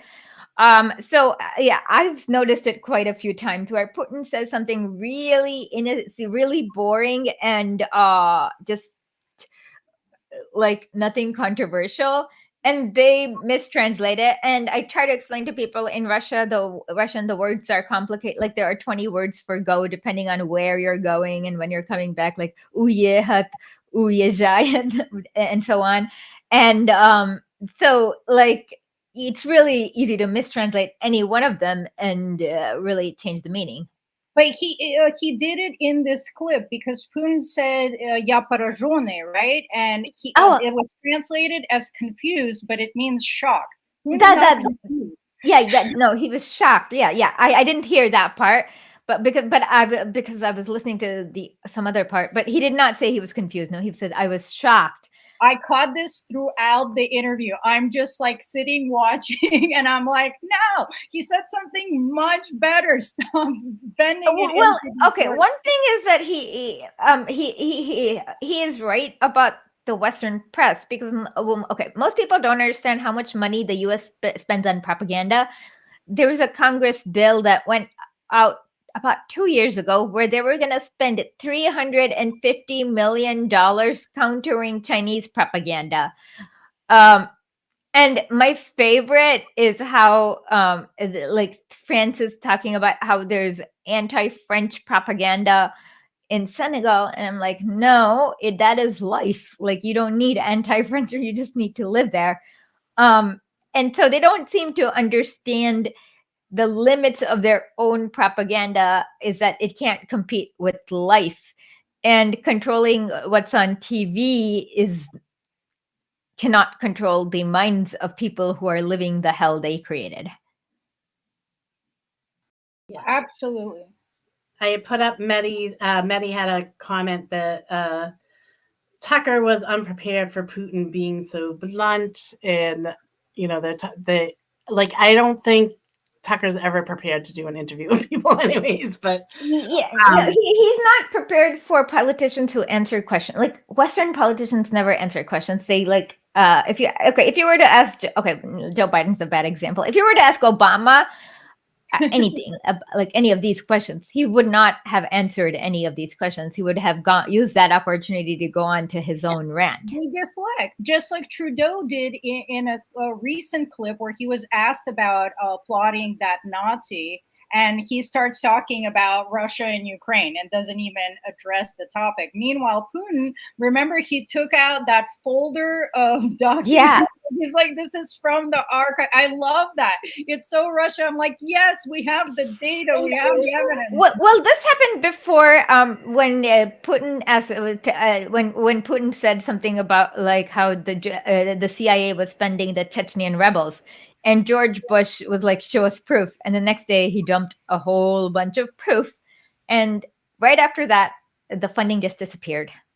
Yeah. Yes. And see what Putin said regarding China. He's like, look at their actions. Basically, the evidence is right in front of your face. U.S. is accusing China of aggression in the China Sea. Are you serious? That's called the what? The China Sea. They're not being aggressive in their own sea. Why are you there with your 900 military bases all over the world? Meanwhile, China is building roads. Oh yeah. And on top of it, they're doing the same in Korea. So the US and South Korea are like engaging in military exercises around the DPRK. And they're saying DPRK has taken a hostile stance towards South Korea. When South Korea has removed from their constitution the idea of peaceful reunification. Yeah, when they want to say something bad about South Korea, they just use Korea, so everyone assumes it's North Korea. Because I saw someone was pointing that out on TikTok, that they had an article, and it said Korea, like they have to work so many jobs or so many hours or something to well, in some jobs, they made it legal to have people work 21 hours straight. Yeah. And that was South Korea. That was not. Yeah, of course. North Korea, in the constitution, it has the 8-hour day written in the maximum 8 hours. Mm-hmm. And for some jobs that are classified as extremely difficult, the maximum can be 6. And that is in their constitution, unamendable. Basically, you can't make people work like like from the movie Parasite, like in the DPRK. Yeah. Well, what do you expect when they're calling, Ukraine a democracy, and it's a country that's canceling their elections? This beacon of democracy. And torching offices of opposing parties. They've been doing that for for over 10 years now. They call the U.S. a democracy. They say we spread democracy, and we don't even have democracy. So exactly. Okay, so what is our final clip? All right, so this probably goes more with the history stuff. So this is on the coup in Maidan, but this is where, he hits back at Fred Tucker there. I have an encyclopedic timeline on Maidan. A coup d'etat was committed, although I shall not delve into details now, as I find doing it inappropriate, the US told us. Calm Yanukovych down, and we will calm the opposition. Let the situation unfold in the scenario of a political settlement. We said, all right, agreed, let's do it this way. As the Americans requested, Yanukovych did use neither the armed forces nor the police, yet the armed opposition committed a coup in Kiev. What is that supposed to mean? Who do you think you are? I wanted to ask the then U.S. leadership. With the backing of whom? With the backing of CIA, of course. The organization you wanted to join back in the day, as I understand. We should thank God they didn't let you in. Although, it is a serious organization. I understand. My former vis-a-vis in the sense that I served in the first main directorate, Soviet Union's intelligence service. They have always been our opponents. A job is a job. Technically, they did everything right. They achieved their goal of changing the government. However, from political standpoint, it was a colossal mistake. Surely it was political leadership's miscalculation. They should have seen what it would evolve into. So, in 2008, the doors of NATO were opened for Ukraine. Oh yeah, in 2014, there was a coup. They started persecuting those who did not accept the coup, and it was indeed a coup. They created a threat to Crimea, which we had to take under our protection. They launched a war in Donbass in 2014 with the use of aircraft and artillery against civilians. This is when it all started. There's a video of aircraft attacking Donetsk from above. They launched a large-scale military operation, then another one. When they failed, they started to prepare the next one. All this against the background of military development of this territory and opening of NATO's doors. How could we not express concern over what was happening? From our side, this would have been a culpable negligence. That's what it would have been. It's just that the U.S. political leadership pushed us to the line we could not cross, because doing so could have ruined Russia itself. Okay, so the one, Zoya, I think the one mistranslation is that prestупление means crime, right? Yes. And so it's not negligence, it's a crime, which is a big mistranslation. Yep. And it happens throughout the interview. I swear, I'm eventually going to issue a whole translation. That's I don't know. I've seen the Russian version. I've listened to the Russian version because like sometimes I have the VPN problem. It was just easier to watch it on VK, so I didn't notice the the mistranslations there because there aren't any. Yeah, it's very interesting. I purposely watched both, and the English translation definitely misrepresents a few key things. It's mostly accurate, but there's just moments where Putin is being very precise and nuanced, and the word is just butchered into something like, at one point he said "это ужасно" or something to that degree, which means disgusting, and it was translated as complex. Oh God, that's ridiculous. Yeah, here this is pretty bad. That it's a crime was translated to it's negligence. Yeah, but it's very funny how bad he hits at Tucker. Like it's just like, yeah, because you have to be smart, basically. Is what he's saying. Yeah. Well, that part was funny, but I really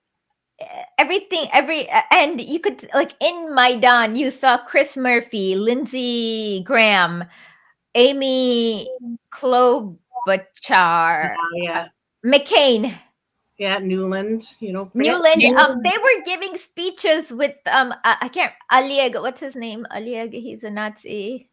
Oleg, it doesn't matter. I forget his last name, but I know who you're talking about. And he tweeted out, which some people are saying is going to get him killed, but probably not, that no matter, and he's a Nazi that's pro-Ukrainian, and he was giving Putin credit. He's like, now the Ukrainians can see this is not an old man. He's not losing his mind. He's very competent. He's very educated, and you cannot argue that he's a skilled politician. Yeah. Okay. I mean, none of it is wrong. But you saw like that. Imagine if like you had Lavrov, I don't know, going to one of the party headquarters, the National Convention, and telling everyone to vote for X or something like that. It's that egregious. And this was when, like, right outside Maidan Square, people were getting torched, burned, killed, etc. And of course, Yanukovych's worst mistake was not sending in the troops and shooting every one of the opposition.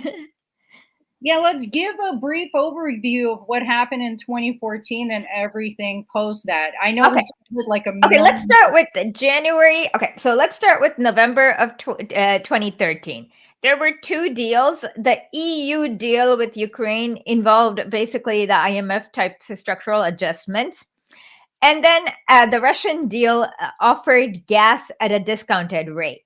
And without any of these psychotic structural adjustments, which include austerity, opening the market, deindustrialization, and all that stuff. So on the day he was supposed to sign the Russian deal, you got the first Maidan protests, and you got more of them. In January of 2014, Yanukovych actually increased wages and pensions, which the post-Maidan government lowered when they accepted an IMF loan. But you go on with, okay. So then, should we continue with January, or should we go to February? Up to you. Okay, let's go to February. So February, there were both Maidan protesters and anti-Maidan protesters in many cities in Ukraine. In Odessa, Kiev, Kharkiv, even in Ivano-Frankivsk, which is in the west. And what you could see, Western media only showed you Maidan protests. Anti-Maidan protests were 10 times bigger. There were way more people who wanted the Yanukovych government because they were getting pretty decent wages, pretty decent benefits, and so on. but then on around February 14th, that's when they started getting extremely violent. They were like burning people, torching people. And at this point, there were 4 buses from Sevastopol. And it was not too far away from Maidan Square. It was at Mariinsky Park. And they set up camp to do the anti-Maidan protest there. And then on February 21st, 2014, after Victoria Nuland on audio said that she needed 100 dead bodies in order to create a new government, you get this mysterious shooting that's all on camera. It includes both police officers, protesters, just everyone except for like the Nazi battalions. And now we know there's a scientist who did sound analysis of all the recordings. It's probably the most recorded crime, that they all came from this one hotel, a rooftop in Maidan Square.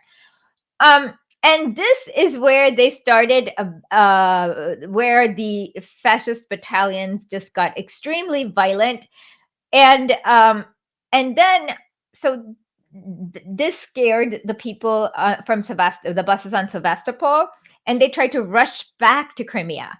But on the way, of the 4 buses, only 2 made it back. One was just burnt, and everyone died inside.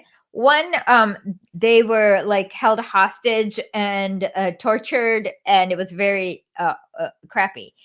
And now there was a Ukrainian a naval base in that area, and they didn't know what's going on, except that they heard these like returning citizens say there are these it looks like there are these Nazis who are killing everyone. We don't know. That's when they blockaded the entrance to Crimea, because it was the Ukrainian army, not the Russian army, who were not aware of what was going on. And then many of these towns in Crimea had mass meetings and citizens petition. And this is where they decided on a referendum on March 14th.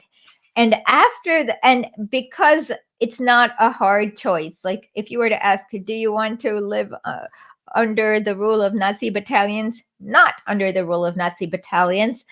You're probably going to always pick the not part. And so the referendum was successful, and Russia basically integrated their army with integrated their navy with the existing Ukrainian navy in Sevastopol already.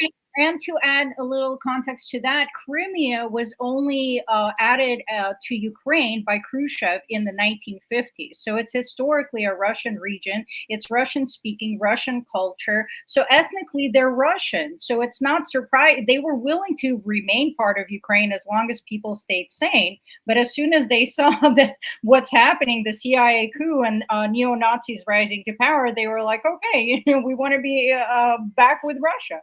Yeah. The prime minister of Crimea back then said something like, how can any sane people want to be in a government with these Banderites? It's not possible. And he was right. So yeah, the annexed Putin. Okay, but why the West says Putin annexed Crimea is that they wanted to move a NATO base into that naval base in Crimea.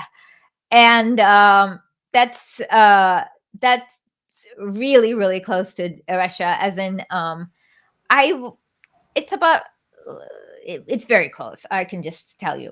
That's something else that Putin was bringing up too, was the US going into Ukraine and setting up these, basically he was saying bases, but like also talking probably about the labs and stuff like that. Oh yeah, we can talk about the labs. The US has admitted that they set up 49 peaceful biolaboratories in Ukraine. You remember that, right? The State Department's memo? Yeah, after they said that they didn't have them. No. They said they had 49 peaceful biolaboratories, so they were not making bioweapons. Oh, good. Thank God we can trust the people who told us there's weapons of mass destruction. I know. And the fact that they had to clarify they were peaceful biolaboratories, like it's like saying, I'm not a child. You know what I mean? That shirt. Absolutely. And you know, I also I don't want to forget to mention that Ukraine is the largest country in Europe and the poorest country in Europe. Now it is. It was before the beginning of this, and now it's in such a devastating state that it's going to take decades for the country to rebound. Like, people can't find work, people can't Well, find yeah, okay. Well, let's get to that. So basically, the IMF recommendations with the Poroshenko post-Maidan government was that wages were too high, pensions were too much, gas prices were too low. So they removed the price controls on the gas. In fact, the wage increases that Yanukovych gave, Poroshenko decreased that. It cannot have, like, no one wants to have less money. Like, it is not possible that that government has a popular mandate when they're just doing austerity and privatization. So it's obvious, like, you know, they don't have a democratic mandate. And they've been just selling off more and more of Ukraine's industries into privatization, making wages go up and up. And prices go up and up. Well, the wages are not commensurate. So even before the 2022 war, maybe around 2017, the UN authored a report about food insecurity in Ukraine and how big of a problem it was. Yes, and I'm so glad you mentioned Poroshenko. People can go and find the clip for themselves. It's a video where I have that. speech. I have tweeted that many times, where he says, our children are going to go to school and their children are going to hide in basements. Exactly. So people have to understand that Russian language is being outlawed, and Russians are starting to be ethnically cleansed. And after the events you described, you have Nazi Azov battalions walking through peaceful towns and shooting people that are anti-Maidan. Oh yeah, not just Azov. Like, Azov is probably one of the nicer. There's Pravi Sector, Tornado Battalion, the Misanthrope Division. Like, they're doing more. Like, they're like gang raping. They're just disgusting. And there's videos of this that before this, war started. There is so much evidence from Amnesty International, from Red Cross, so many Western agencies. So you can't call it Russian propaganda, because these are pro-Western agencies, if anything. And they were recording the atrocities in Donbass. They were reporting that there's these civilian casualties. And we've seen video evidence of it, where these neo-Nazis are just walking through the streets and they're randomly firing off into residential buildings. Oh yeah, and I've seen myself personally in Lugansk mass graves of like hundreds, like people just died and no one mass graves. So yeah. So Maidan, and they also cut off water for Crimea for a long time. Right after Maidan, Donbass had nothing. They tried to blockade everything, but luckily they were able to get some food and basics from Ossetia, which is in Georgia, the country. So basically, they created. It's not that different from what Israel tried to do in Palestine. And these are war crimes for people who are defending, Ukraine. They have to understand what was actually happening for 8 years, or 9 now, or 10. I don't know anymore. Yeah, Jesus, a full decade. And we're talking about over 10,000 people dead and wounded. 14,000, I think. Is it 14,000?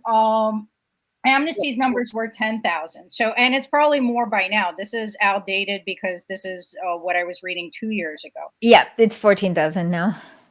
So, it's people like to ignore that this was happening, even though it was in Western media. Ukraine's corruption, the tragedy in Donbass, it was seeping into Western media. You can find Western sources on this. And now it's like none of it ever happened. You can actually find Zelensky making comedy clips about each of these issues. Ironically, right? That's why I'm so grateful for podcasts like yours, who actually shine a light on all of this, because we're all tired of saying it. and you can reach a wider audience when you do a podcast, and then it's easier to be like, here, watch Esha break it down. So I'm so grateful for voices like yours and the Revolutionary Blackout Network and anyone that is getting this right and just giving people the facts. Yeah, for me, the first day in 2014, I looked at it. I looked at the logo. I'm like, wait, what is that logo? I searched it and I knew what was going on. Like the Azov logo is like, it took me just a few minutes to when I first heard of like there are riots in Ukraine. What's going on? And like I just knew what was going on right there. And that is the level of basic research that most, even like TYT will not do. Is just do a image search on the flag. If it looks fashy, it's probably fashy. Oh, yeah, especially if there's an S and an S written on it. But did you ever see that where TYT was claiming that saying that the Ukrainian battalions were Nazi? It was Putin's propaganda. Mm-hmm. Oh yes, that was a very popular narrative, and it was forcing us to come up with all sort of receipts, which thank God are available. Oh yeah, and well, I'm like particularly enraged by some of the So with Israel and Palestine, a lot of the leftist channels like Majority Report, Secular Talk, what else is there? I can't think of anyone. TYT. There are others I can't think of right now. You know what I'm talking about? Yeah. I'm trying to think of his name. David Dole. Yeah, he's Canadian. They are getting it right. But with the Russia and Ukraine, all of these people completely blew it because they could not be bothered to learn like even that much of the like 5 cliff notes worth of history.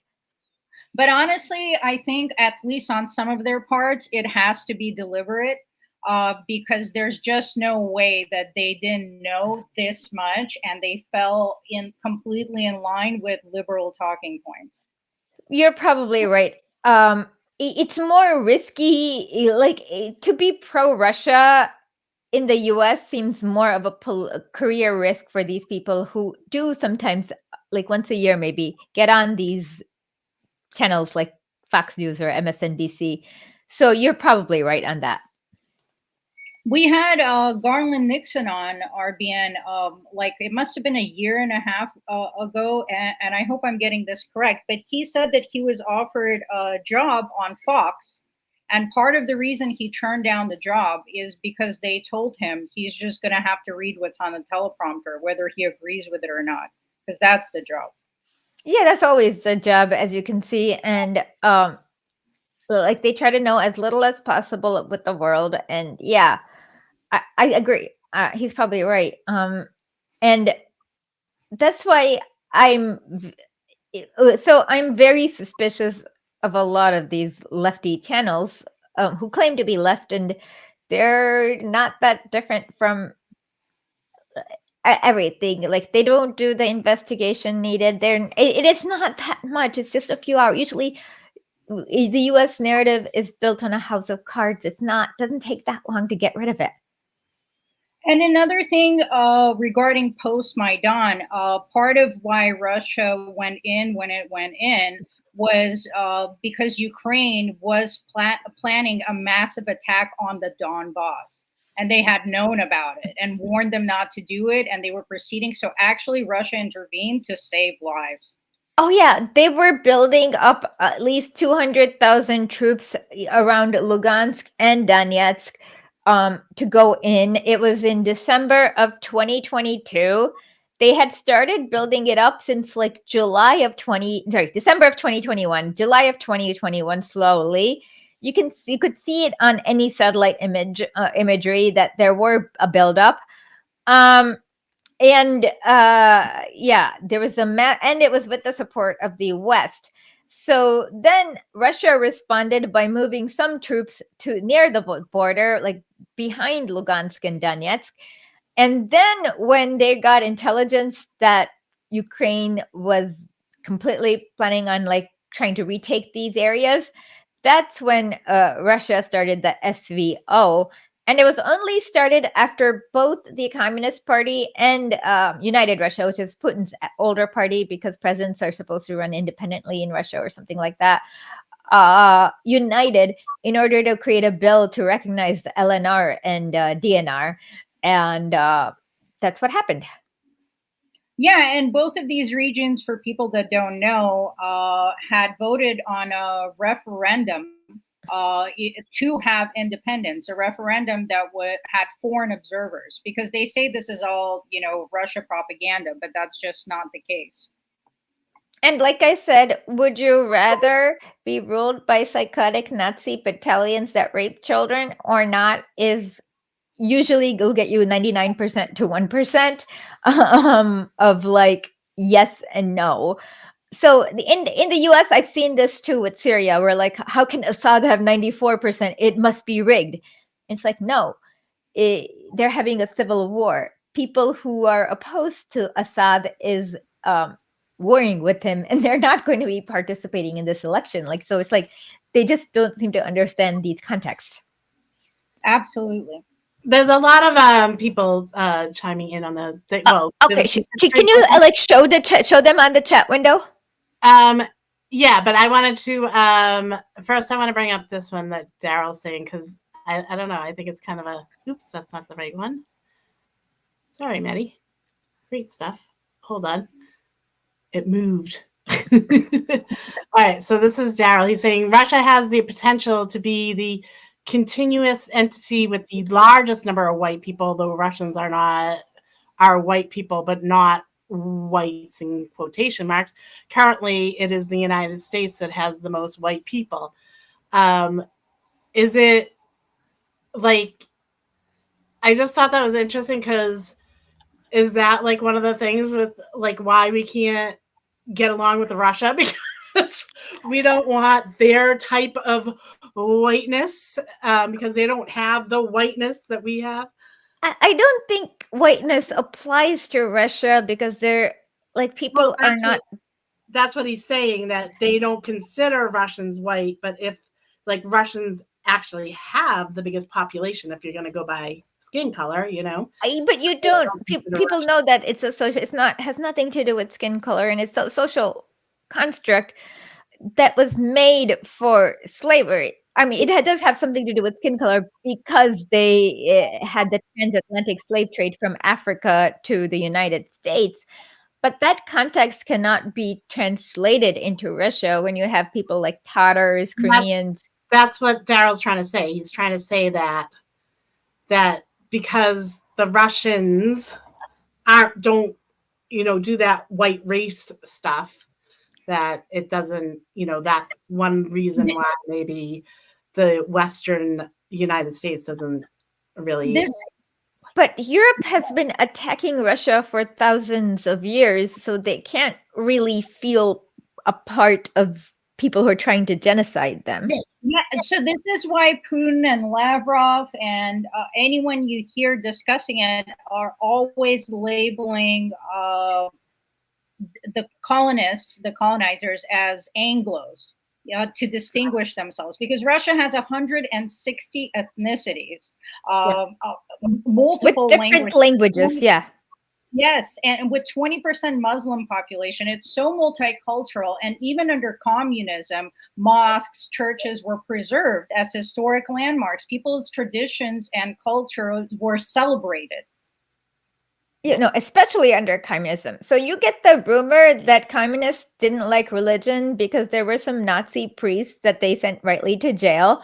And you can't really defend Nazi priests who hang children from meat hooks. So in order to say that they were cracking down on Nazi priests, they would say, oh, communism is anti-religion. And that's where the rumor started. Okay. And this Monsignor Balls is over on Twitch. So I want to show you guys. Mm-hmm. So he says the lease of the Sevastopol. Okay, Sevastopol naval base, historic home of the Russian Black Sea Fleet, and vital for Russian winter trade routes, was up in 2014. That's actually brings a new dimension. Tell him thank you very much for letting me know, because You it just told him. okay. And then his second one was Russia lost 100,000 men fighting off the British empires in France and Turkey to hold that place, and Crimea. Sevastopol. You know, Sevastopol.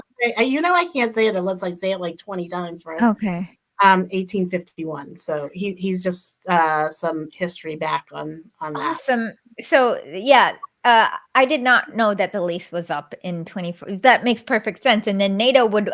That's why they wanted to do the coup, because Yanukovych would not agree to allow NATO there, and so that's why they wanted to do Petro Poroshenko. But their plan backfired because people in Sevastopol panicked when you had these Nazi battalions. But for them, they have such contempt for the people. No, I remember Samantha's Power interview. Okay, my battery is going to die in just 1 second. Let me change it. Okay.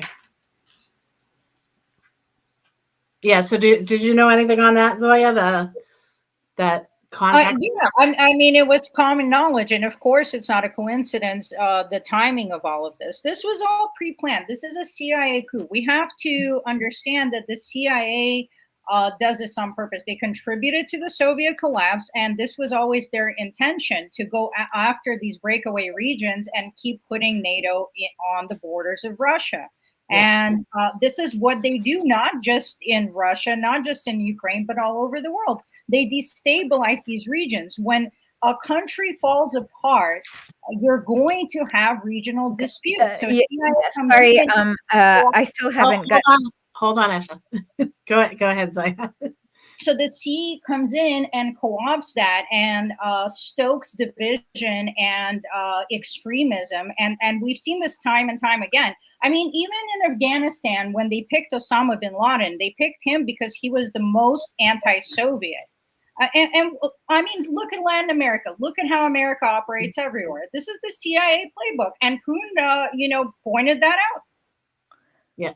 Absolutely. That's what, I'm glad you brought up that CIA, because Mehdi did leave a comment earlier when you guys were talking about, you were talking about, but you didn't mention the CIA. Mehdi had said they are street gangs giving weapon training and drugs by our CIA. Oh yeah, the drugs part in Lugansk, I've seen bottles and bottles of some kind of, it's supposed to be a drug. So what happens is that these people get you have to look, when you're in a battle, you're naturally scared. You're going to crouch down, not trying to get shot. But these people are given drugs where they're like zombies, like walking, and they don't care if they're getting shot. Like, there are a lot of drugs there. Yeah, see, and I don't know what kind of drugs they're using in this conflict, but we know in Nazi Germany there was a lot of methamphetamine used for the same purposes. Yeah. This conflict, it's something called Captagon. Oh boy. See, I'm learning something new. I'm going to have to look into that. I don't know. Yeah. That is what I've seen in Lugansk. There's probably more. Right. Can you? Let's see. So was this Monsignor Balls is over on Twitch again, and the Soviet was really forged as an identity to unite Russia in the fight against the Nazis. He is absolutely right. Okay, and then let's see. Head down again. Daryl's talking about whiteness is a political. Yep. Just like gender is, if USA is not at the center of the white world, nor Britain, continental Europe would have to move scientifically. Russia was always, has always been an other. Yep. The dirty Slavs. We're the dirty Slavs. Mm-hmm. He's going on a little bit more about whiteness. Yeah. Is there anything else you see up there? I don't see any of it. There's a good comment from Mehdi saying Stalin removed the ban on religions worship during the Battle of Stalingrad. He told all commissars to back off and allow the men to worship for moral reasons. Oh yeah, and right before there was a big parade in 1941 in Moscow, and they had a priest and the imam bless it. So there was so back then churches were not churches like in the Tsarist Russia. They had there were feudal estates with slaves. And yeah, you should probably like crack down on feudal estates with slaves. And that, and then they were like, Soviets are anti-Christian, and it's of course it's like monasteries in Tibet. They have like up to 6,000, like they're like acres and acres of feudal estate with up to 6,000 serfs, and they're not monastery, and a whole weapons arsenal and their own gang of own army street gangs. So they're not the same thing as what you think of a modern day church. And there was furniture and musical instruments made out of human beings in Tibet. Yes. There was one of the first videos out of Tibet is a human skin drum. Yep. Monsignor Balls is adding, there is a Stalingrad prayer the soldiers use, and it is touching. Oh, okay. We'll play it next week. Yeah. So, let me see. Do we have anything else to talk about, or? Yeah, I do. Hillary Clinton apparently said Biden's age is a problem. Yeah, Hillary and right now Hillary and Harris are being pushed so much. Like you hardly heard from Harris. All of a sudden, she's taking. She's out there talking. Oh yeah, Biden is like tweeted out how she's the greatest vice president ever, and so on. Yeah. So I don't think that they're gonna have him. Like with Hillary kind of alluding to that. Well, Hillary's wanting to do it, but most people kind of understand it ain't gonna happen again. Biden, Biden's mental state is, you can see it's so deteriorated from like when he was in the debate in 2012 with who was Romney's Paul Ryan? Was that him? Oh, Paul Ryan. I don't know. With Romney? Who was Romney's vice presidential candidate? I don't know. I think it's Paul Ryan. Let's pretend it's Paul Ryan. Or was it Ryan Paul? Ayn Rand boy? Yeah, Ayn Rand boy. Anyways, you can see how Biden was conversational, much better off, just there, a different person. Lucid. What? Lucid. He actually made sense and could debate and even get a little bit, feisty and take candidates on. Now he thinks CC means somebody's from Mexico because he's like, oh, C must be from Mexico. Yeah, and that's not the only gaffe. So then he said Helmut Kohl, who was the president of chancellor of West Germany long ago. He was saying that he was talking to him recently when he met Angela Merkel. He's also gotten Angela Merkel confused with Margaret Thatcher so many times. And then he also got Macron confused with Mitterrand, who died in like 1997, maybe 1996. And so it's pretty bad. That liberals are going to spin this into Biden actually has superpowers and can talk to ghosts. Oh yeah. Somebody, The Onion joked that Biden, the ex-leaders are the dead leaders are beckoning him to them.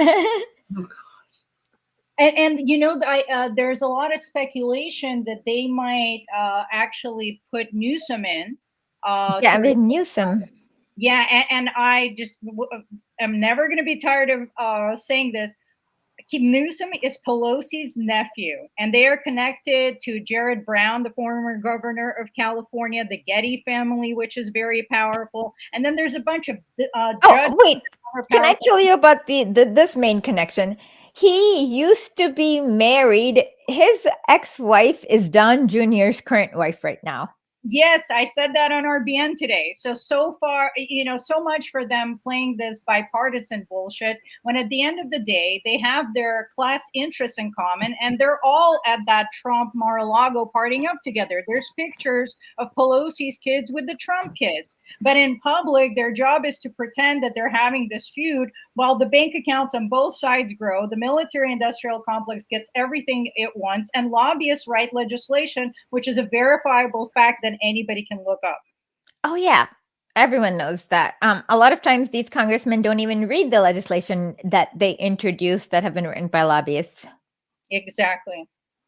So who's running the country? This is what I like to say about the Biden presidency. Now that we could see that he's clearly not the one doing it, who is? Let us know in the comments below. Well, Putin even said, he even oh yeah, I remember his 2014 JFK assassination theory speech. That was funny. He said that there is there's men in black suits that come and show another JFK assassination in another angle, and every president starts obeying whatever they want. And that's a good theory. We've seen a lot of declassified information that, it's so crazy that even when I catch myself telling other people about it, I'm like, wow, I sound like a conspiracy theorist, but it's declassified straight from the CIA. And it's just so wild that it even sounds weird to me. And I know it's true. That's how far they've got us indoctrinated into the system. Well, they blame that they WikiLeaks were lies. No, those were actual emails. Every single WikiLeaks is proven to be true. There's not a single error. There's not a single lie. Nope. And that's the whole thing. They don't even believe it when they're said, like the whole thing, like in Ukraine, yeah, we are Nazis. Like they basically tell them they're Nazis and show that they're Nazis all the time. With Hitler and they're tattoos. like, they're not Nazis. Oh, or they blur it on purpose, like that NATO tried to do with what's that sun, Nazi sun? The black sun, yeah, the sun guard or something. Yeah. NATO tried to blur this lady having that, and it's like we see the original.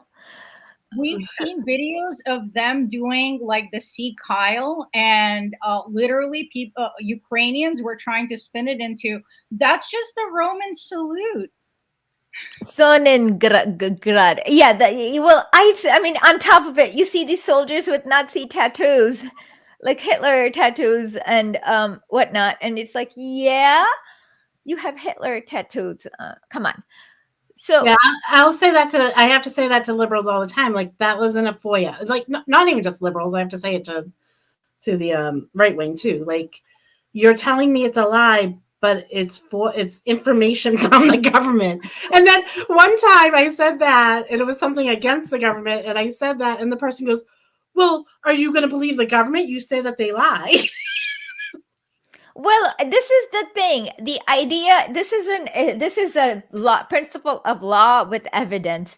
If somebody makes a statement that makes them look bad, you can assume it's true because you wouldn't lie to make yourself look bad. So when the CIA says something like the Soviets in Afghanistan are doing the Lord's work, they would not, but we are still opposed to them. The CIA would not call what the Soviets doing was Lord's work if it wasn't the Lord's work. You know what I mean? And I almost forgot, you mentioned the Victims of Communism Memorial Fund, and that is American funded propaganda rag. And all they do is glorify Nazis everywhere. Yes, and they're responsible for a lot of these things that have gone mainstream. They're commonly quoted by mainstream media and used as a source. Yeah. I mean, once the Canadian Victims of Communism tried to have Ante Pavlich. No, I wrote to them, and many other people wrote to them. Ante Pavlich is equivalent of like having Himmler on it. He was the leader of the independent state of Croatia. So they removed him shortly after, but that's how shameless they are. Like where they think Ante Pavlich is a victim. I mean, he is technically a victim of communism. That's not the point. The point is, why is it a bad thing? They have in Ukraine. I forgot what it's called, but it's something really ironic, like the Ministry of Truth, ironic and dystopian. And they've been like professionally doing revisionism, literally rewriting all of these books that are now in the academic system that completely just twist the narrative. Oh yes, Poland too. Poland has been embarking on this large project, mostly to obscure collaboration. I mean, I guess it's not collaboration if one starts exterminating the Jews before the Germans invade, but whatever. I guess if you and them have the same goals, it might whatever it is, but they're trying to make it all seem like 100% Germany's fault, no local collaborators, and that's 100% wrong. Yeah, and we've seen pictures of Ukrainians in the West welcoming German Nazis with parades. Oh yeah, but at the same time, like in Kiev, they got 200,000 people on June 22nd, 2020. It's 1941 to like fight the Nazis and go behind the front lines, basically do a suicide mission so that civilians could escape eastward. So they won't tell you about all the people in Western Ukraine who most of them fought the Nazis, because fascism is literally very unpopular with most people. Thank God. Maybe it's getting more popular now, though. We see a lot of right-wing movements taking root. And okay, but the thing is that once you understand the economy of fascism, which is basically austerity, corporate privatization, and poverty, people are not supporting it. What happens is that they create all these groups in order to give the illusion of support, which is why Nazis had thousands of parades. But usually, once you get Hitler lowered wages, Mussolini lowered, every fascist government lowers wages. You can see there is no popular support for fascism. yeah, but we also see how in Ukraine dissent was crushed and in absolutely sadistic Dissent has to be crushed when there is no when your side does not have popular support. Exactly. And we're seeing the economic devastation happening in Europe. And what you're saying is playing out exactly. Like the people don't like the policy, so they're rising up. But unfortunately, they're getting beat down literally with an iron fist. Yeah, I mean, the fascism's entire purpose is to basically get rid of any people's power. So it'll never be popular, but people want to seem like it has a majority because they have a lot of weapons and they're in public a lot. Absolutely. Well, I'm glad we are here exposing all of this so that people can learn what this conflict is about and also apply these lessons to other regions, because places like Libya and Iraq apparently didn't teach the American populace enough of a lesson. I don't even understand how you know that the weapons of mass destruction was a lie and you're still believing exactly the same outlets about any other conflict. Or any other thing. Like I fact check every word. Like with the New York Times, I literally fact check line by line by line. And most of the time, just reading carefully will show you what they said in the headline is the opposite. But I mean, this is just simple. Like just read line by line very carefully. See if there's another source that can back it up. See if they've translated it correct. Like there's just a few things in order to just see it. And you should always, anytime you read a new piece of news, you should always ask, why am I hearing about it now? Yeah, definitely. Absolutely. Yeah. Anyways, we'll be back next week. Please comment below if Friday is better or Saturday is better. And since you're closing, I just always, when I get the opportunity to be on these podcasts, I always like to leave our comrades with some sort of motivation, because we cover so many depressing events, and people can start to fall for nihilism and pessimism. And it's really important that this actually radicalizes you, that you change the frustration and anger that you feel into action. And you know how they say think global and organize local. And that's what all of us should be doing. Talk to your friends, talk to your neighbors, organize a tenant organization, join a mutual aid. There's a million different ways you can get involved. And even people with disabilities, there's phone calls you can make, there's posters you can make. There's always something. Your energy is valuable. And even the smallest acts can make a fundamental transformative difference in someone's life. So my mantra is leave the world better than you found it. And the only way that happens is after you hear these kind of exposés on these podcasts, that you actually go into your community and do something about it. Yeah. Like basically what you can see is every revolutionary began like Kim Il-sung. He began in a schoolroom with 10 people. Fidel Castro, when he first came to Cuba, he had 7 people, and he said, if I had to do it over again, I would start with 5. So it always starts very small with 5 people or less. Yeah, we were talking about that the other night. I was on my friend's show on Collective, and we were talking about how, the ball will start rolling. You know what I mean? Because like more people are going to join you. A lot of people can't join something unless they think that it's moving or. Well, they have to see results. For example, there's a lot of like American movements like that will say in the future you're going to get X wages, whatever. But they can also start doing services now, like, hey, here's some soup or here's some breakfast, and here's here, we'll give you a ride if you get stuck somewhere, like whatever it is, or we will check your brake lights, anything that is tangible and now in order to build the trust for the future. Yeah. And then, yeah. Okay. Yeah. So with that, we will say Saturday. What? Maybe next Saturday. Saturday is more popular than Friday? Yes. Okay. See you next Saturday. Bye-bye. Bye.